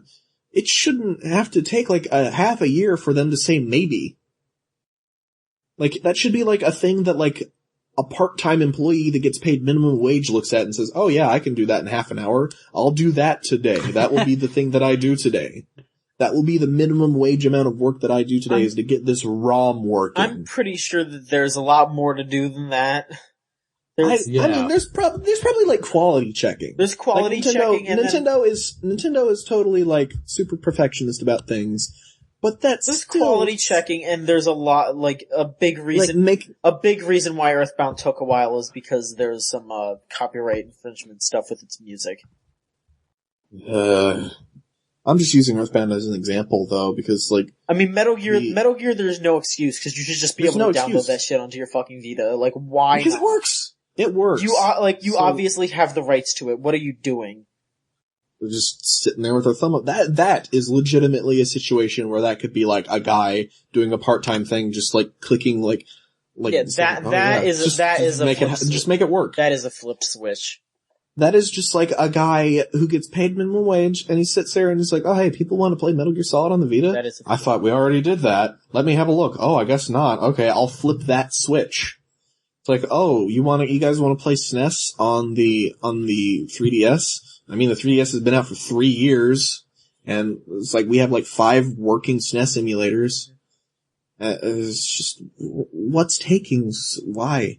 I feel so entitled whenever I get in this kind of mood, but it's like, it's easy. I could do it. So why aren't you? What are we talking about? Gaikai streaming? Yeah, kinda. I think we're done with that though. I'm excited to see where that goes, but I'm gonna be old man stuffy about it. And I'm just gonna keep grumbling about why companies aren't giving us things that we want before they start giving us things that we're cautious about. Whatevs. I'm excited for the future. I still have bright eyes. I lost my bright eyes a long time ago. Well, Mike, what was your thing? I forget what it was. Okay, so after 14 years, China has reversed their, I don't want to say reversed because there's a lot more nuance to it than that, but Chinese citizens can now legally buy video game consoles so long as the consoles were produced in China's free trade zone located in Shanghai. Now, neat. What this means for the games industry is that they can now take advantage of the Chinese market, which films have been taking advantage of for a while. I know it's not a one-to-one connection because game consoles are expensive. Everything in games is more expensive than movies, but there is a market there, and now they can take advantage of it, except that so far, both Sony and Nintendo, those are the only ones who've put out official statements, they don't seem to be really chomping at the bit to get that shit done. They should though. Like, if I were Nintendo, and I mean, if I were Nintendo, I'd be doing a lot of things differently, but if I were Nintendo, I'd probably be like, hey, China, you want your official Wii U? You want it? It'll be the first legal console in your country. Why don't you all buy it? It's cheap. Yeah, I think that's true. That, the cheapness factor, is why Nintendo should really be pushing that totally sell that in China. Hey, you fuckers made this. Hey, it's cheap. Want it? Like, but because Nintendo is run by people that have no idea what they're doing, taking a hard stance there, they're probably not gonna do it. Like, it's just baffling. I could go on forever about what the stupid shit that Nintendo does and doesn't do. Let me see if I can find their official statement. I wrote a post about this on the site. I have statements from Sony and Nintendo on there. Microsoft though, Microsoft hasn't said anything, which is interesting considering they have this like $237 million partnership with a Chinese company, to make, games. Don't Xbox Ones like not even work outside of the United States and Europe yet? No, they took off the, region locking. Did they get rid of that? During their enormous backtrack. They backtracked on so much shit, I don't remember what they did and The console they announced anymore. In May was not the console I purchased in November. Yeah, pretty much. You're still a fool for purchasing it, but go ahead. Let's see. Yeah, so Sony's statement was China mainland is an attractive market. We will seek to expand when there is an opportunity. And Nintendo said we are still not sure exactly what we will be able to do in Shanghai and thereafter in Greater China, both with hardware and software. There are many things we have to look into, and so we can't say anything concrete. So at least they're looking into So it. basically Nintendo's just taking their super sideline. We don't need to do this. We're Nintendo. I literally think that's the opposite of what they just said. I know, but I am always, I like Nintendo, but it's a begrudging relationship I have with it. Because of that attitude, I almost automatically just impress that attitude on every single thing I read from them now. I imagine even if it is the complete opposite. There's probably something. I don't know what it is because I am not big into international politics, especially as it relates to trade. But I'd imagine that just because this ban is lifted doesn't mean that they can just roll up in there and start making consoles. Because they have to be produced in that Shanghai Free Trade Zone. So I don't really know what that entails. Just that this could be interesting. I understand that China is still playing Dendies, as far as I know. I mean, you can still buy them in China. It's just that you. Yeah, but they're illegally imported, hacked consoles. You buy them in a shopping mall and from a guy that hacked it. Yeah. So what happens to this market now? And will the industry change once it's been fully introduced? Maybe. I'm really interested in seeing where that goes. I bet Nintendo will just focus on selling the 3DS there and just completely ignore her marketing the Wii U like they've always been doing. And I bet they'll probably make a shit ton of money doing that. I mean, yeah, they'll make a shit ton of money selling 3DSs. That thing just sells anyway. They don't even have to sell 3DSs there. They can sell 2DSs. I think that the 3DS is so weird because the 3DS is also a very bad name. When you think about the Wii U and junk. No, I mean, if you want to think about bad names, Nintendo's been doing bad names for a while. Oh yeah. Yeah, but Wii U and 3DS are both the same par of really bad name for confusing the market. And then on the fucking peak of the bad name mountain, you have the 2DS. Yeah. I mean, Jesus Christ. 3DS and 2DS, the whole 3DS family sells fucking crazy. But the Wii U isn't. Why? I feel like they did a better job of marketing the 3DS. Yeah, by marketing it at all. Well, I mean, not only that, but the boxes look discernibly different. The cartridges look discernibly different. The systems look different. You got the thumbstick there. Oh, that reminds me, kind of. It's a lot easier to market it by just saying, look at this. This is clearly different from the thing you have. Because the Wii was definitely more of a casual device than the DS was, I think. The DS was definitely a casual device, not so much as the Wii. So they had an easier time of separating the two. Did you hear about the Wii U sales at Christmas? They weren't good. Yes, they were. Oh. Evidently. Oh. According to VG charts, which may or may not be legit, they're very shaky when it comes to this kind of stuff. Sometimes they're completely right, sometimes they're completely wrong, but, besides the point, according to them, global sales for the Wii U outnumbered the Xbox One sales. Huh. Cool. Interesting. This Christmas. Now, in the United States, the Xbox One did outsell the Wii U, but the Wii U did sell handsomely. It was not a complete landslide of a third place. But globally, the Wii U outsold the Xbox One. And I think the Xbox One and PS4, since their launches, have sold 3 million and 4.2 million respectively. Sold through. Systems in houses.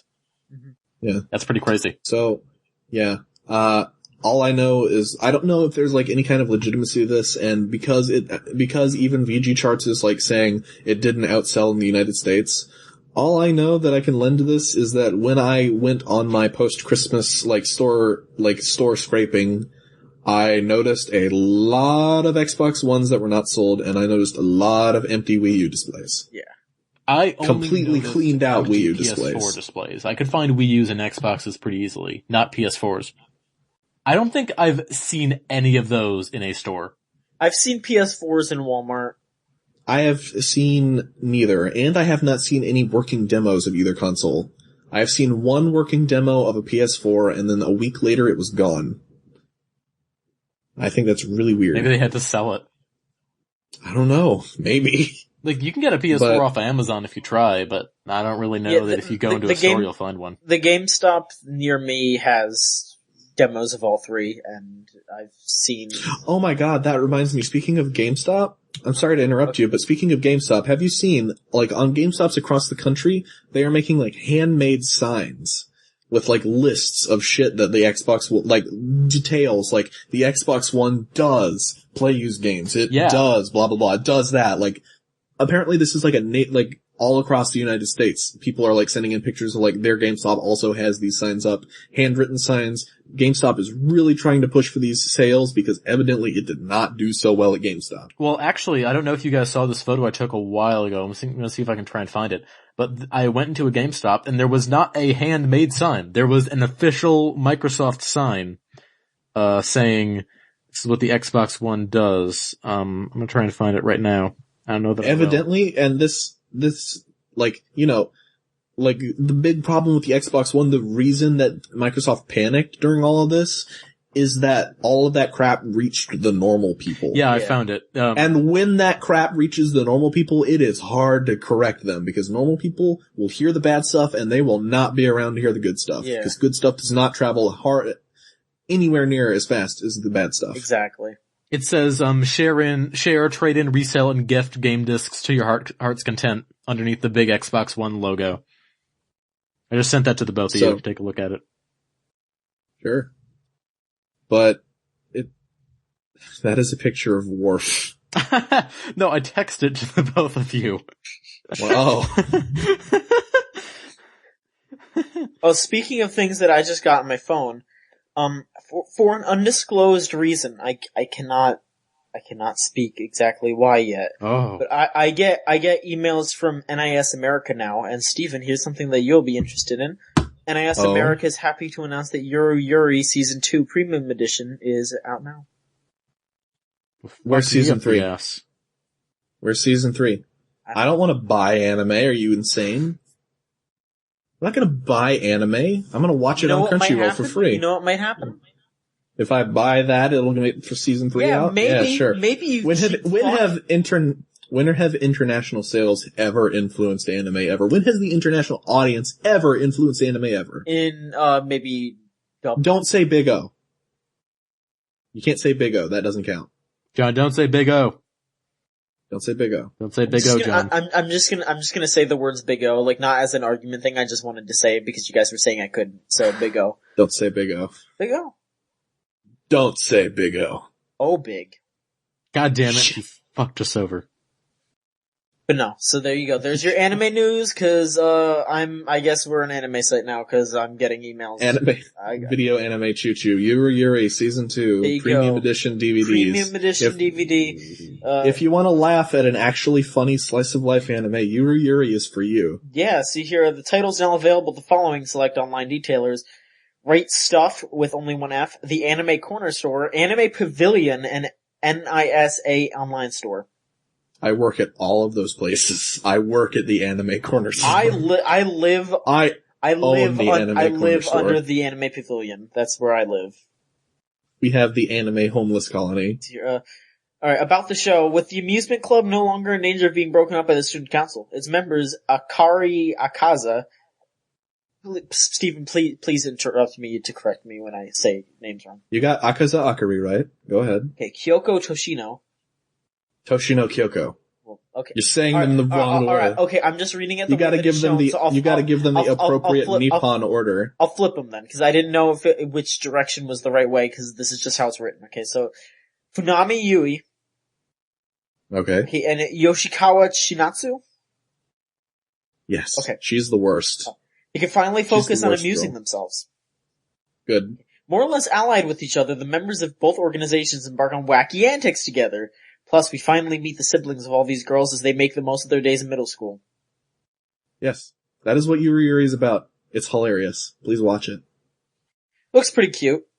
These anime girls are pretty cute. They're very small. It looks cute. It looks like a generic cute anime, but it is actually slap your knee hilarious. Alright, I'll take it. It is piss funny. I'll take a look at it. And you can watch it all on Crunchyroll for free, and they won't give you any kind of shit that'll like, oh, you gotta pay for a membership. Nope. Just watch it. Alright. Utter convenient anime bliss. For the lazy anime man in you. Hey, that's me. I'm a lazy anime man. Yeah, like honestly, I am very excited to talk about the thing that I will be covering from NIS America. Are you allowed to talk about that? they Are you didn't under say- embargo? Okay. They didn't tell me that I was under embargo, but I just want to build up suspense. You just gotta wink your eyes Look, and say, guess what I'm doing? It should be pretty obvious if you know what games NIS America are translating and bringing over to the Americas at the moment. But if you don't know, it's gonna be a fun It starts with a time. D. It's not gonna be a piece of junk.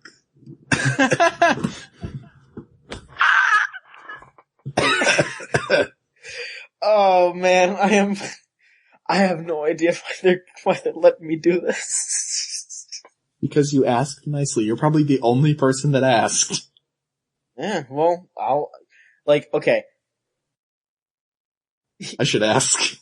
Like, pretty much the final hint is just, guys, The final hint is it's Danganronpa. Jesus Okay, fine. Christ. Alright, yeah, Oh, okay. you gotta beep that out. We don't want to get John's, thing taken away from him. I'm not nope, they didn't say I'm under embargo. I just wanted to build up suspense because I wanted people to be excited.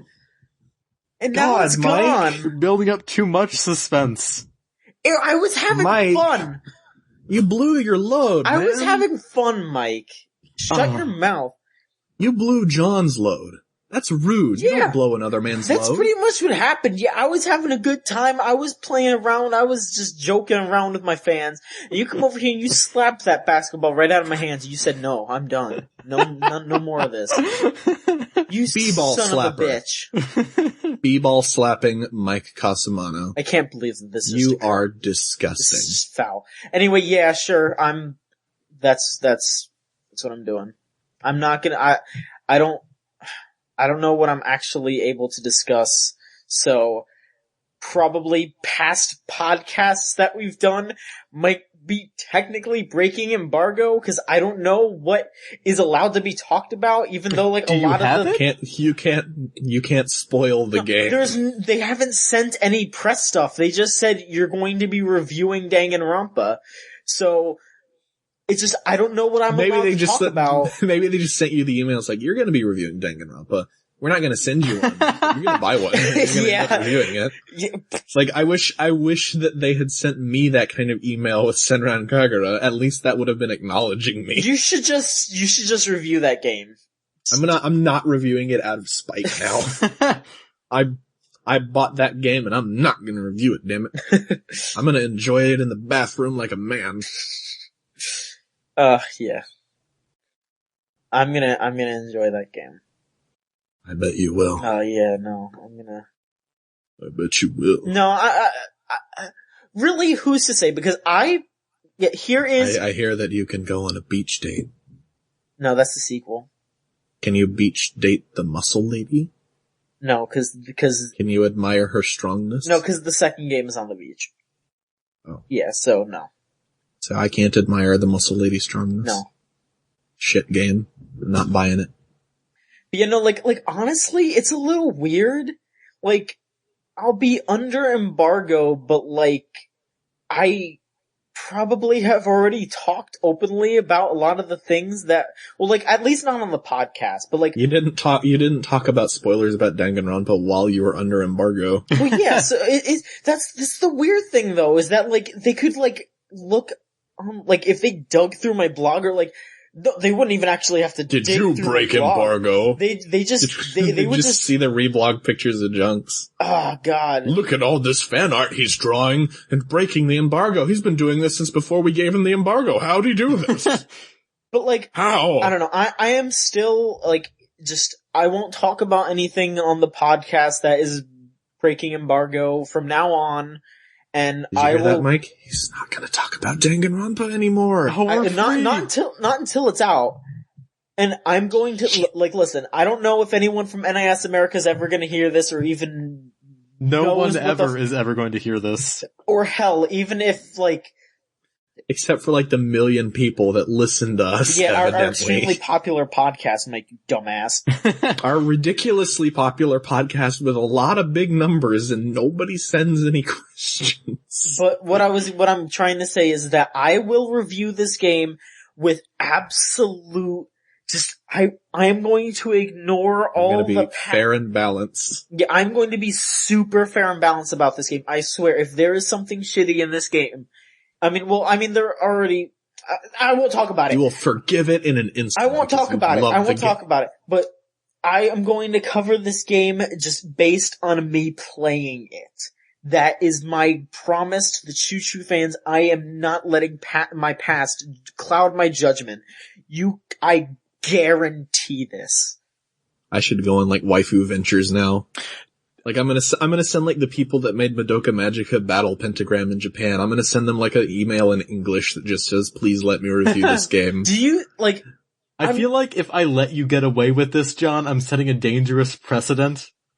Listen, Mike. You already almost let me get away with reviewing Senran Kagura. Mike. And you managed to get out of that one by them ignoring my email. Mike, I am approaching this with the utmost, the most professionalism possible.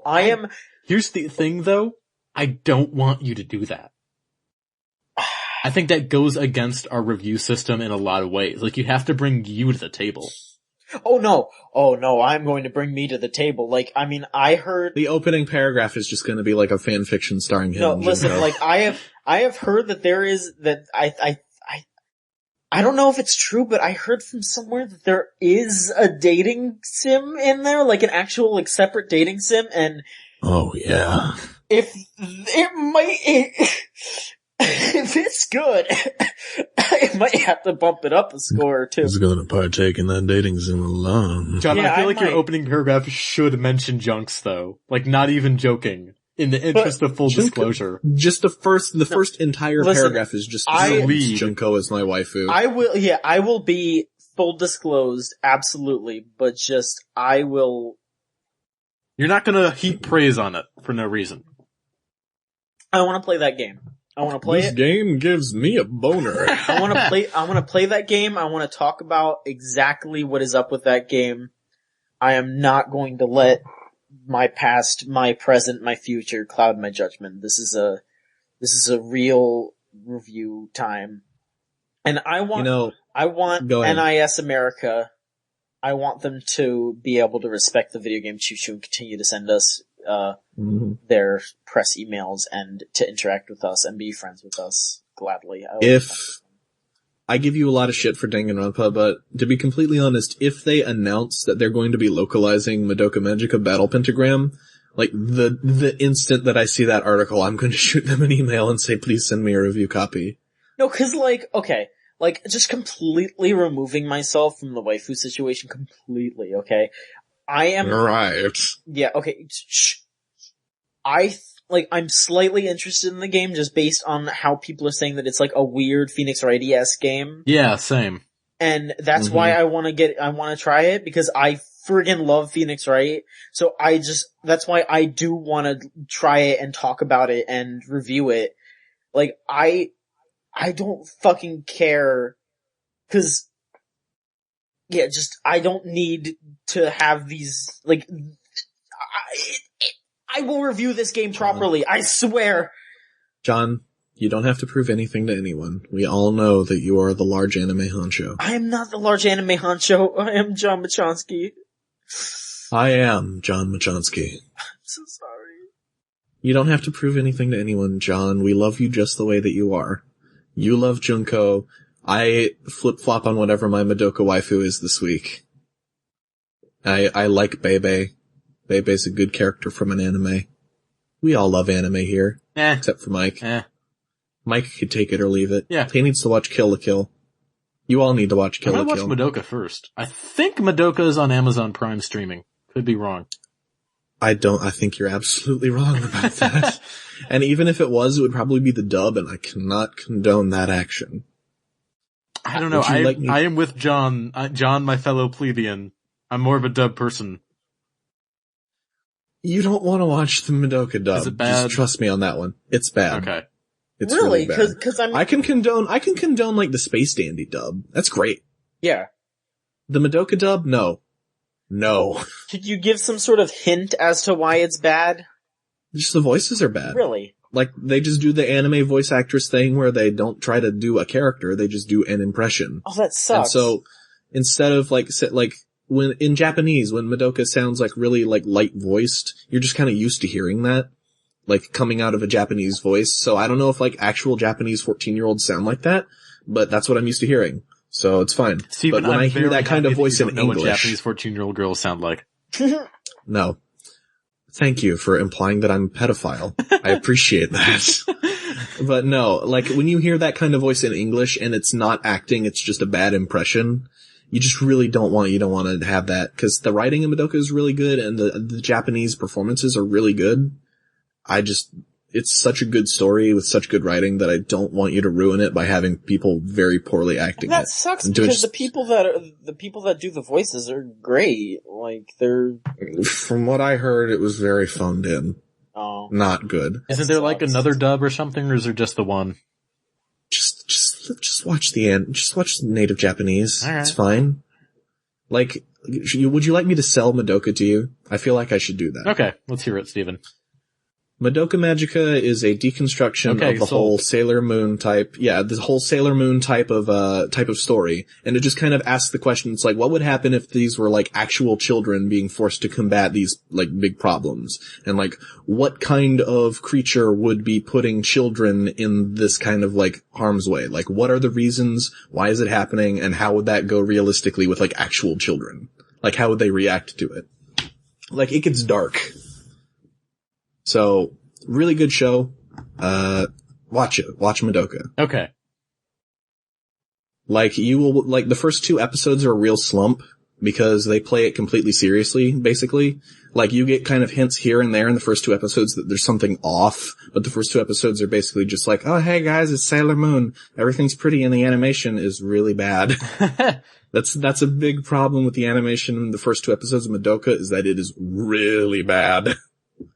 And then but then that's like another hint that there's something off about it, is because when things get serious, like the actual magical girl fight scenes happen and like the witch shows up to fight everybody, the animation suddenly gets really, really good. It's like, what the fuck just happened? Where did like all this money come from? And as the show gets on, like the animation actually gets good, but you have to get over the first 2 episodes. And speaking of getting over the first 2 episodes, also watch Kill la Kill. It's really good. Like, John, I know you were wanting to watch Kill la Kill, but you wanted to watch it as a whole to get over, like, all of the creepy stuff. Creepy stuff stops in the first 2 episodes. You know, I've talked to, like, a good friend of mine who's, got very similar views as me and this kind of stuff, and she recommended that I watch it too. But I'm still kind of just wanting to watch it as a whole, cause I'm weird.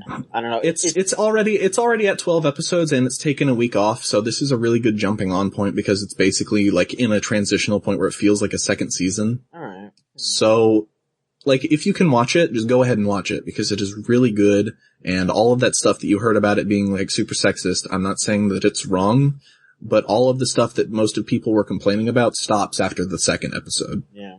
Like, the big issue that a lot of people had was that Ryuko was super embarrassed by her super revealing outfit. And I could totally understand that. That stops. Alright. Like, that stops being a thing, and after episode 2, all the sex jokes stop being exclusively at the expense of women. Alright. Like, it opens up to everybody. It's just sex joke show after that. You just unsold me on that show. What, you know, how much it's of like, it it's is got like dick Panty jokes. and Stocking? It's a lot like Panty and Stocking, but also a lot not like Panty and Stocking. It is mostly dick jokes. It is great and the animation is great. If you give it a chance. Kinda hated Panty and Stocking. Well, A, you're a bad person, and I don't know why you would hate that show. It is a lot like Panty and Stocking, and it is also a lot not like Panty and Stocking. It's like if you took Panty and Stocking's sense of humor, toned it down a little bit, and then gave it like the super stupid ridiculousness of Gurren Lagann. Cause I like Gurren Lagann, but not Panty and Stocking, and if you like Gurren Lagann, watch Kill la Kill. It is hyper than Gurren Lagann. Okay. It ramps up a lot faster than Gurren Lagann does. Like, I remember one of the best ways that I ever sold Kill la Kill to a friend of mine was that, like, they really liked Attack on Titan, but they're already into anime.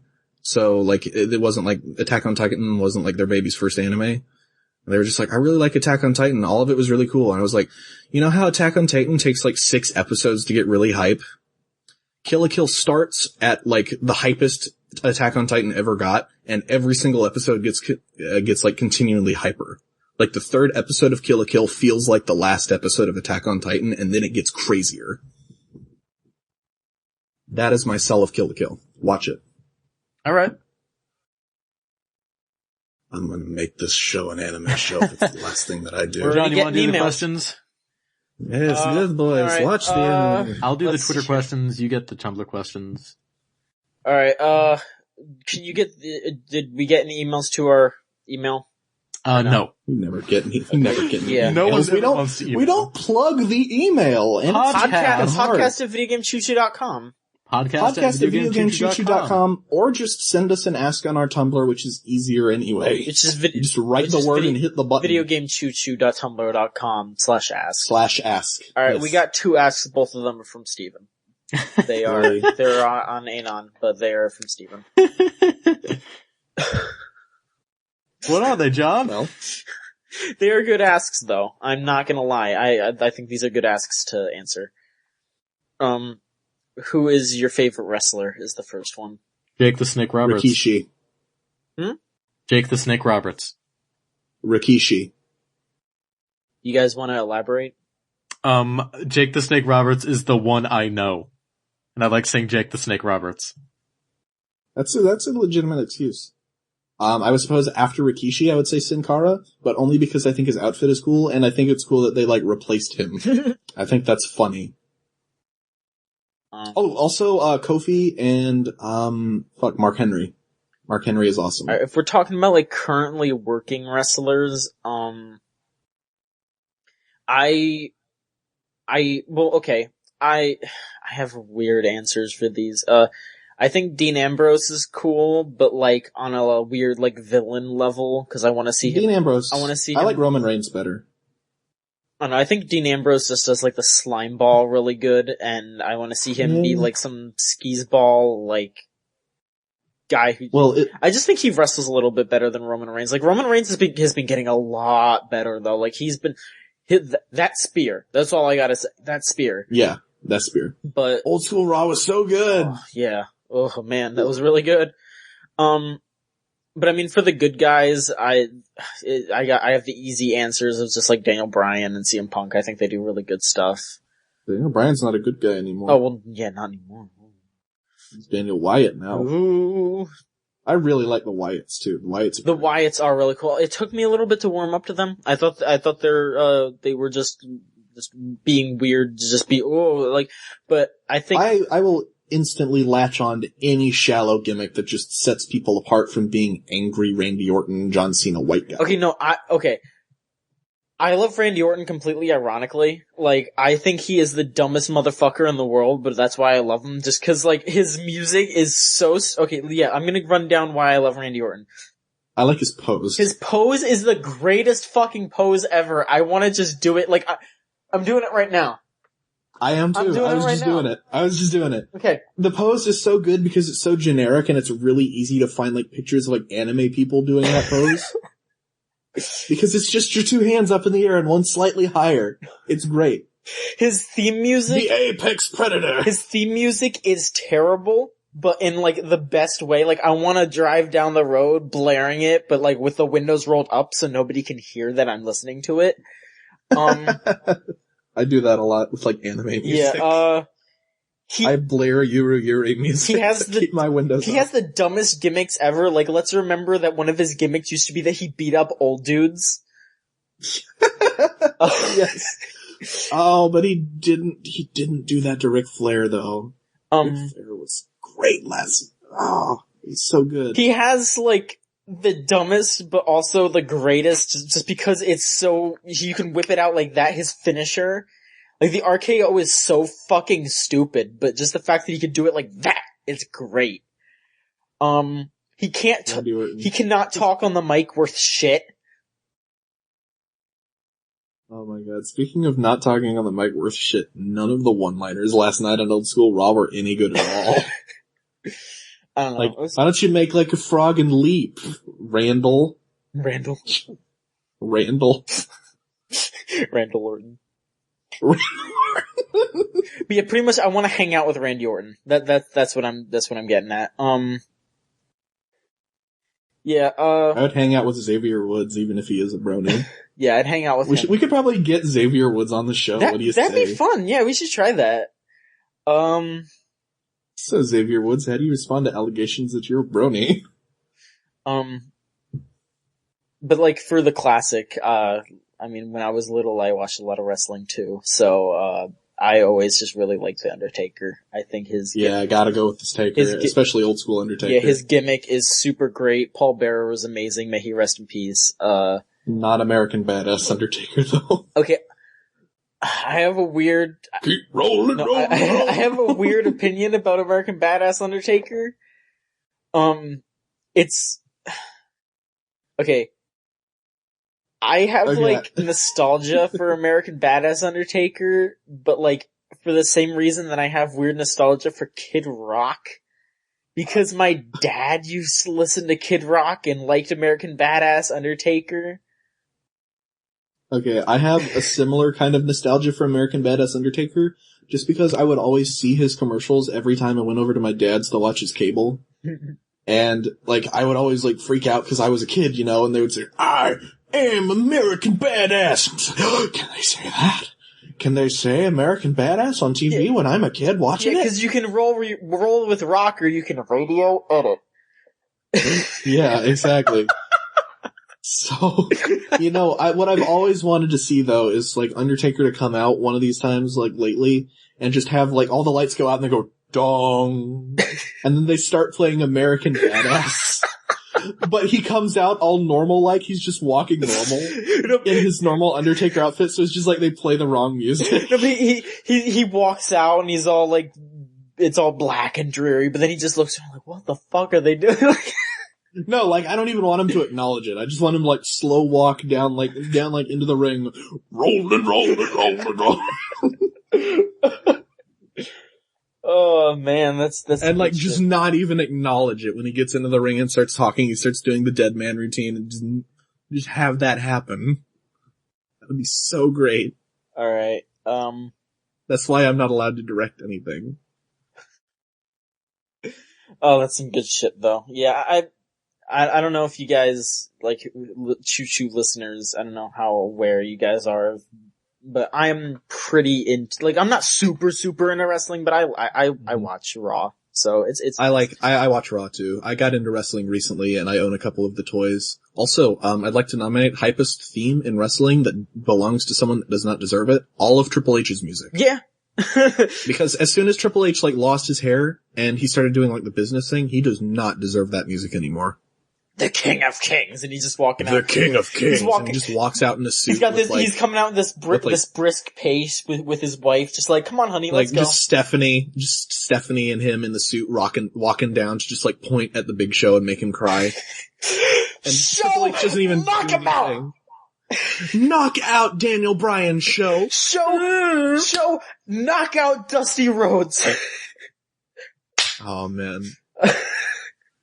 Gold Dust, by the way. Gold fucking Dust. Like, so glad he's back.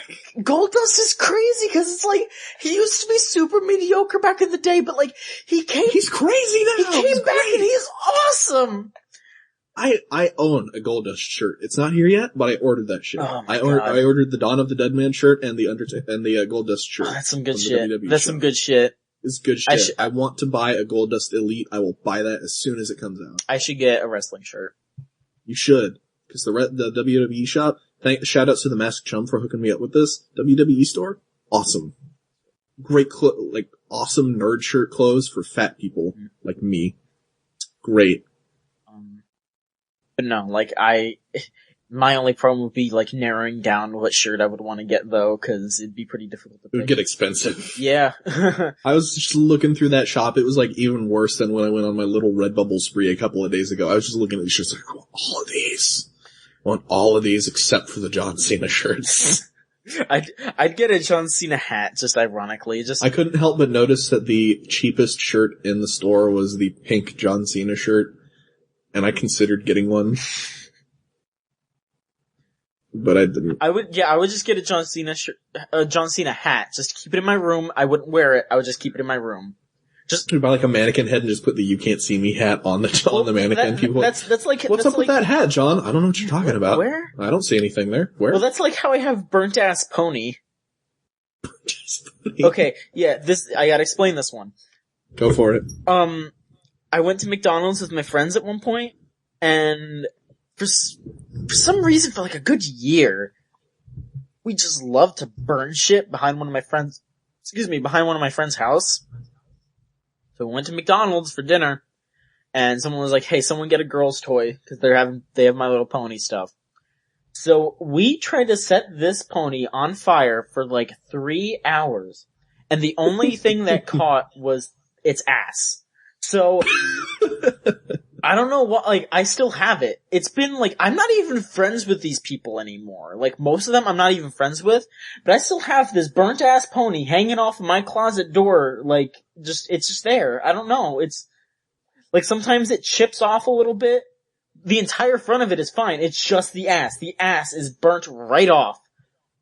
You burned Pinkie Pie's ass off with your love. I don't even know what pony this is. Like, I have, just through osmosis, I know what the main ponies are. I don't know what the fuck this one is. It's purple, and it has blonde hair. Okay. I don't know what the fuck this pony is, but its ass is gone. So, there you go. Burnt ass pony, 2K14, it's coming back. Burnt ass pony. Burnt ass pony and the "You Can't See Me" hat. Yeah. 2 invisible fixtures in John Machanski's room. Yeah, no, I've had to explain that multiple times to people. Like, it's pretty scary when, like, a girl comes in your room and it's like, what's that? Burnt ass pony. Burnt ass pony? Burnt ass pony.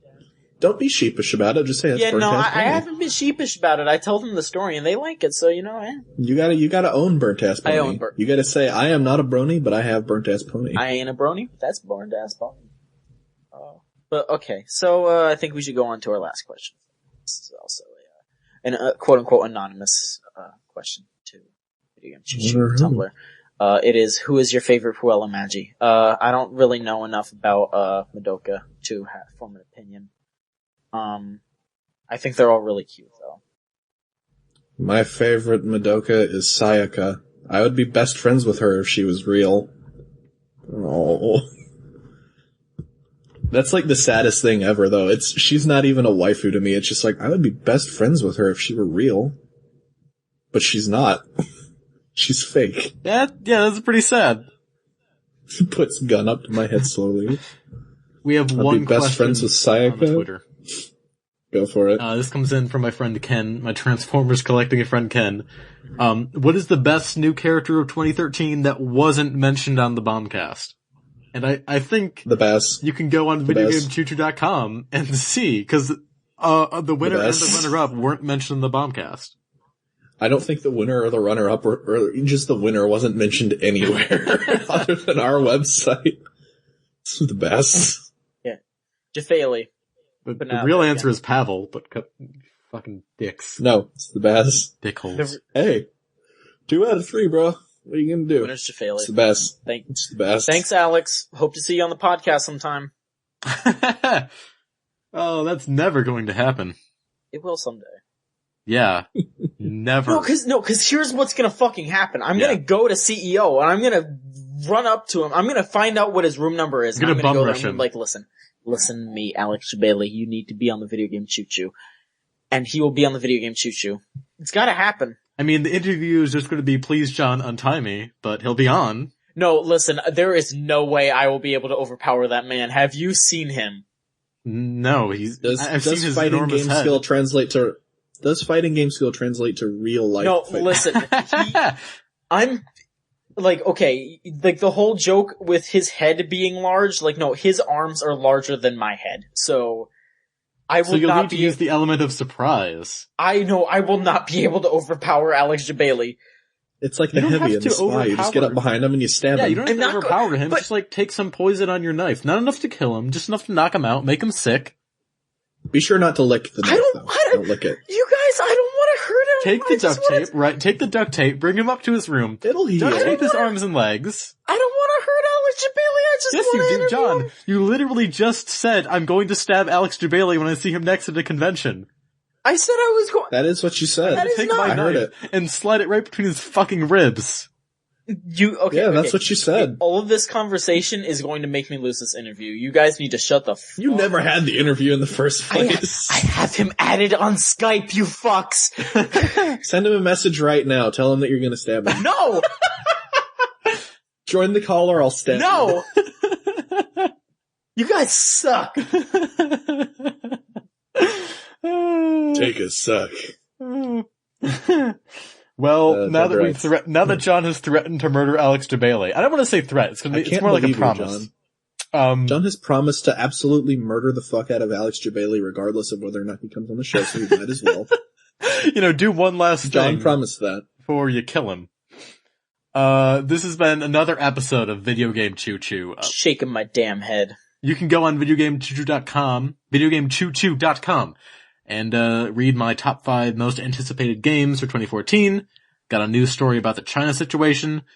Got all our Game of the Year stuff on there. We got lists from me, Steven, John. We got lists from Miles, Mass Chum, Andrew, award winners, all that good nonsense. Podcasts, good stuff. videogamechoochoo.com.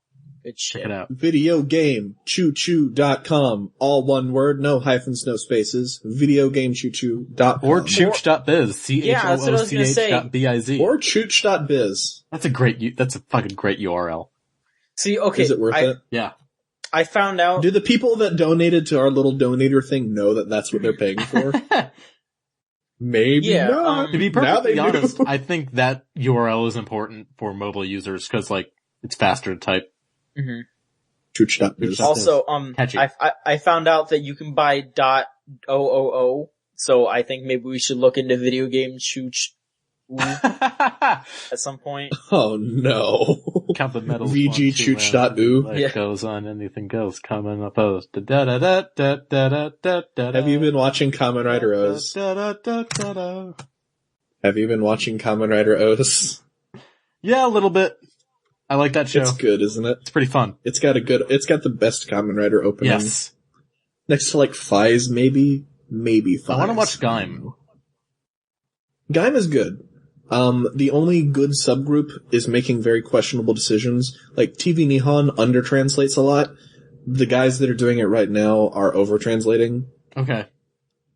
One thing that they're doing is the transformation device is called the Sengoku driver, with Sengoku referring to the warring states' war in Japan, right? Sure. Everybody that's vaguely aware of anime and shit, whatever.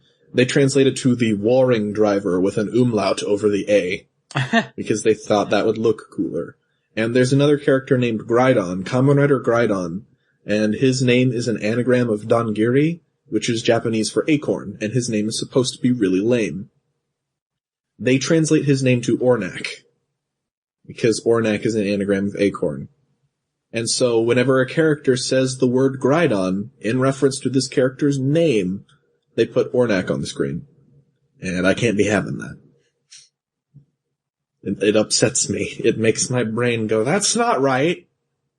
They should just put a little translator's note, on the first time they say Yeah, that's the thing that they should do in a translator's note. It's we watch subtitled Japanese things. We're used to occasionally having a pun explained to us. You don't have to do that. You're not for kids. That's a good place to end, talking about subtitles and anime and Kamen Rider. I bet Tokusatsu is not anime. you're an anime. JoJo's Bizarre Adventure is an anime. I bet your It's a host good Mike asset. Kazumano. It's good to have you here as always. Stardust Crusaders. Tune in, Chooch listeners. Stardust Crusaders in April. Okay, Stardust Crusaders, and I don't fucking know what he's talking about. JoJo's Bizarre Adventure. Tune in next week. We're gonna have another one of these. See you later. RAS real quick, Speedwagon. before we end. Real quick. Okay. Yeah, let's hear Real it. quick. Steven, how are we going to figure out who's going to review All-Star Battle? Oh, that's a good question. Why did you ask that? We're gonna have a samurai battle. Yeah, on top of a I mountain. think we're going to have to figure this out somehow. I don't know. You and I are gonna have a Hamon energy battle on top of a tightrope or some shit. Yeah. Oh man, that's a good question. Is this something that we should figure out now, or is this something that is this a bridge we're gonna have to cross at a later date? We can cross this bridge. You and at a me are later gonna date. have to Alright. you guys are gonna have to actually fight me for that one. Alright. I mean, I don't give two shits. I don't give two shits who reviews it. You both seem Watch to care about JoJo's that Bizarre show the Adventure. most. No, cause pretty much the problem is that, like, I'm the fighting games guy, but Steven's And I'm more, the JoJo guy. Steven's more into JoJo. I mean, I still really love JoJo, but Steven's then way John- more into JoJo. I've taken to JoJo a lot, but that's the thing is JoJo's Bizarre Adventure All-Star Battle is super like Smash Bros fighting Yeah, game it's tier. really casual, so that's the thing. Like, you can mash out just about anything in that game. It's really casual. We'll figure that out later. Alright. I'm glad we did that. And on I am the podcast. most casual Chooch host. Alright, are you guys done? Is everyone finished? Yes, Everyone I am has said done, their Mike. piece? Yes. Steven? I would just like to end the podcast with a reminder that in JoJo's Bizarre Adventure Season 1, Ario Speedwagon thawed Zeppeli's arm with the heat off of his chest. God bless Speedwagon. God bless Speedwagon. We can end the show now. Okay.